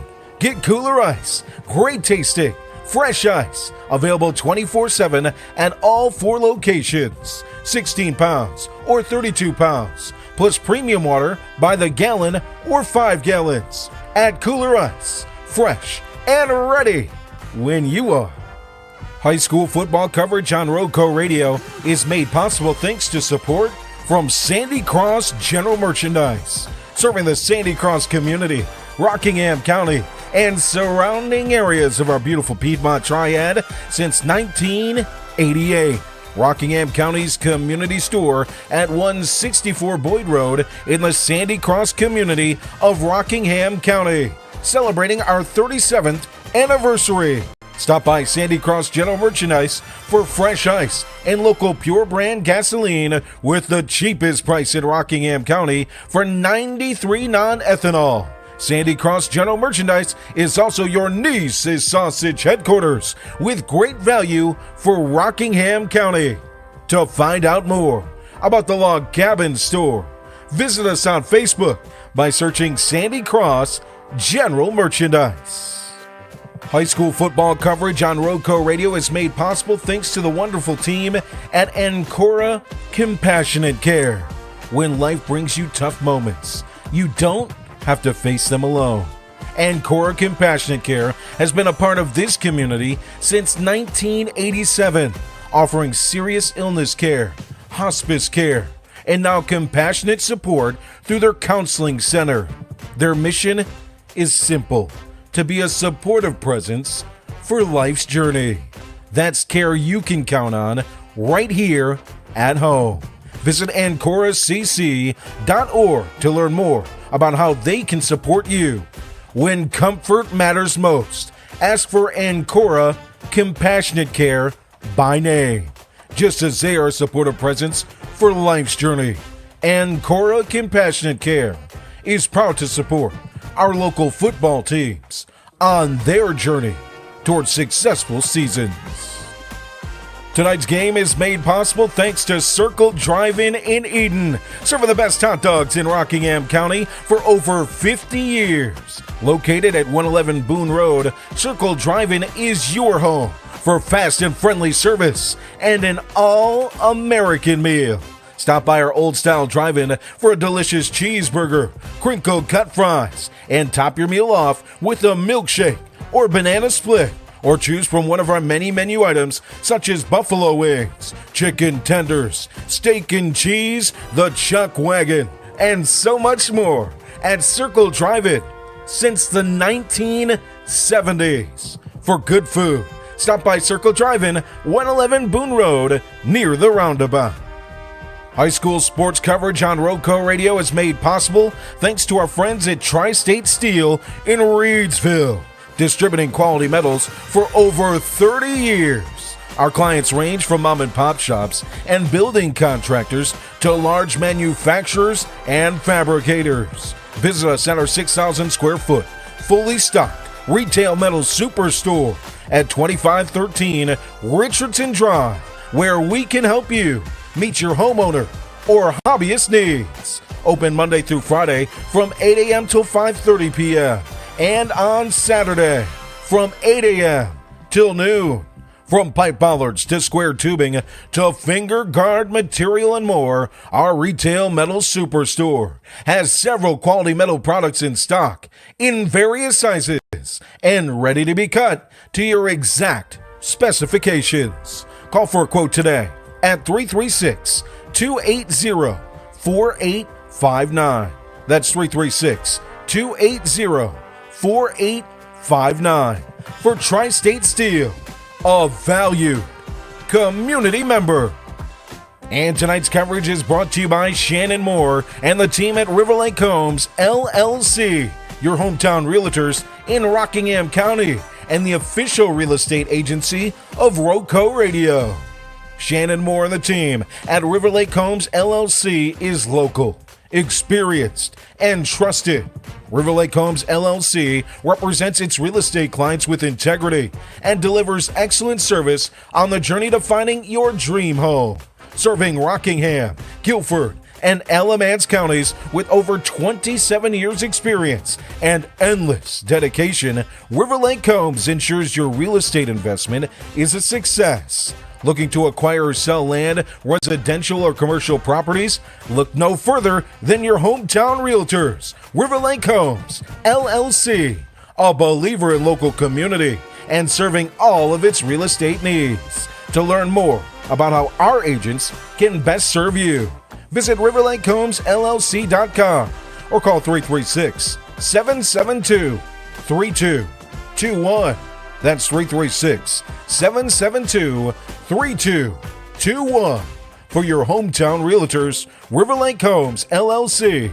Local, experienced, and trusted across Rockingham County and the entire Piedmont Triad. On behalf of my broadcast partner, D.W. David Woods, I'm Joe Dexter. You can support us in a myriad of ways. The first way is to support these local sponsors who make our coverage possible. Without them, we wouldn't be able to bring you the coverage that we have and that we look to expand to in the future. Another way is to follow us on Facebook and find out where we're broadcasting at. Facebook.com/Radio Rockingham. Or find our other sports coverage at RoCoRadioSports.substack.com and subscribe to get our stories right into your email inbox or on YouTube by searching for RoCo Radio. I want to wish you and yours a great weekend. And again, thank you so much to the glue of this operation, our local sponsors. Without them, we wouldn't be able to keep this together and follow our passions as well as the accomplishments of your favorite student athletes. So thank you so much to our sponsors. Before I head out of here, remember the 3 F's: family, friendship, football. Let's enjoy that as we head into the weekend. Take care, everybody. We'll be back next Friday with the RoCo Radio Game of the Week.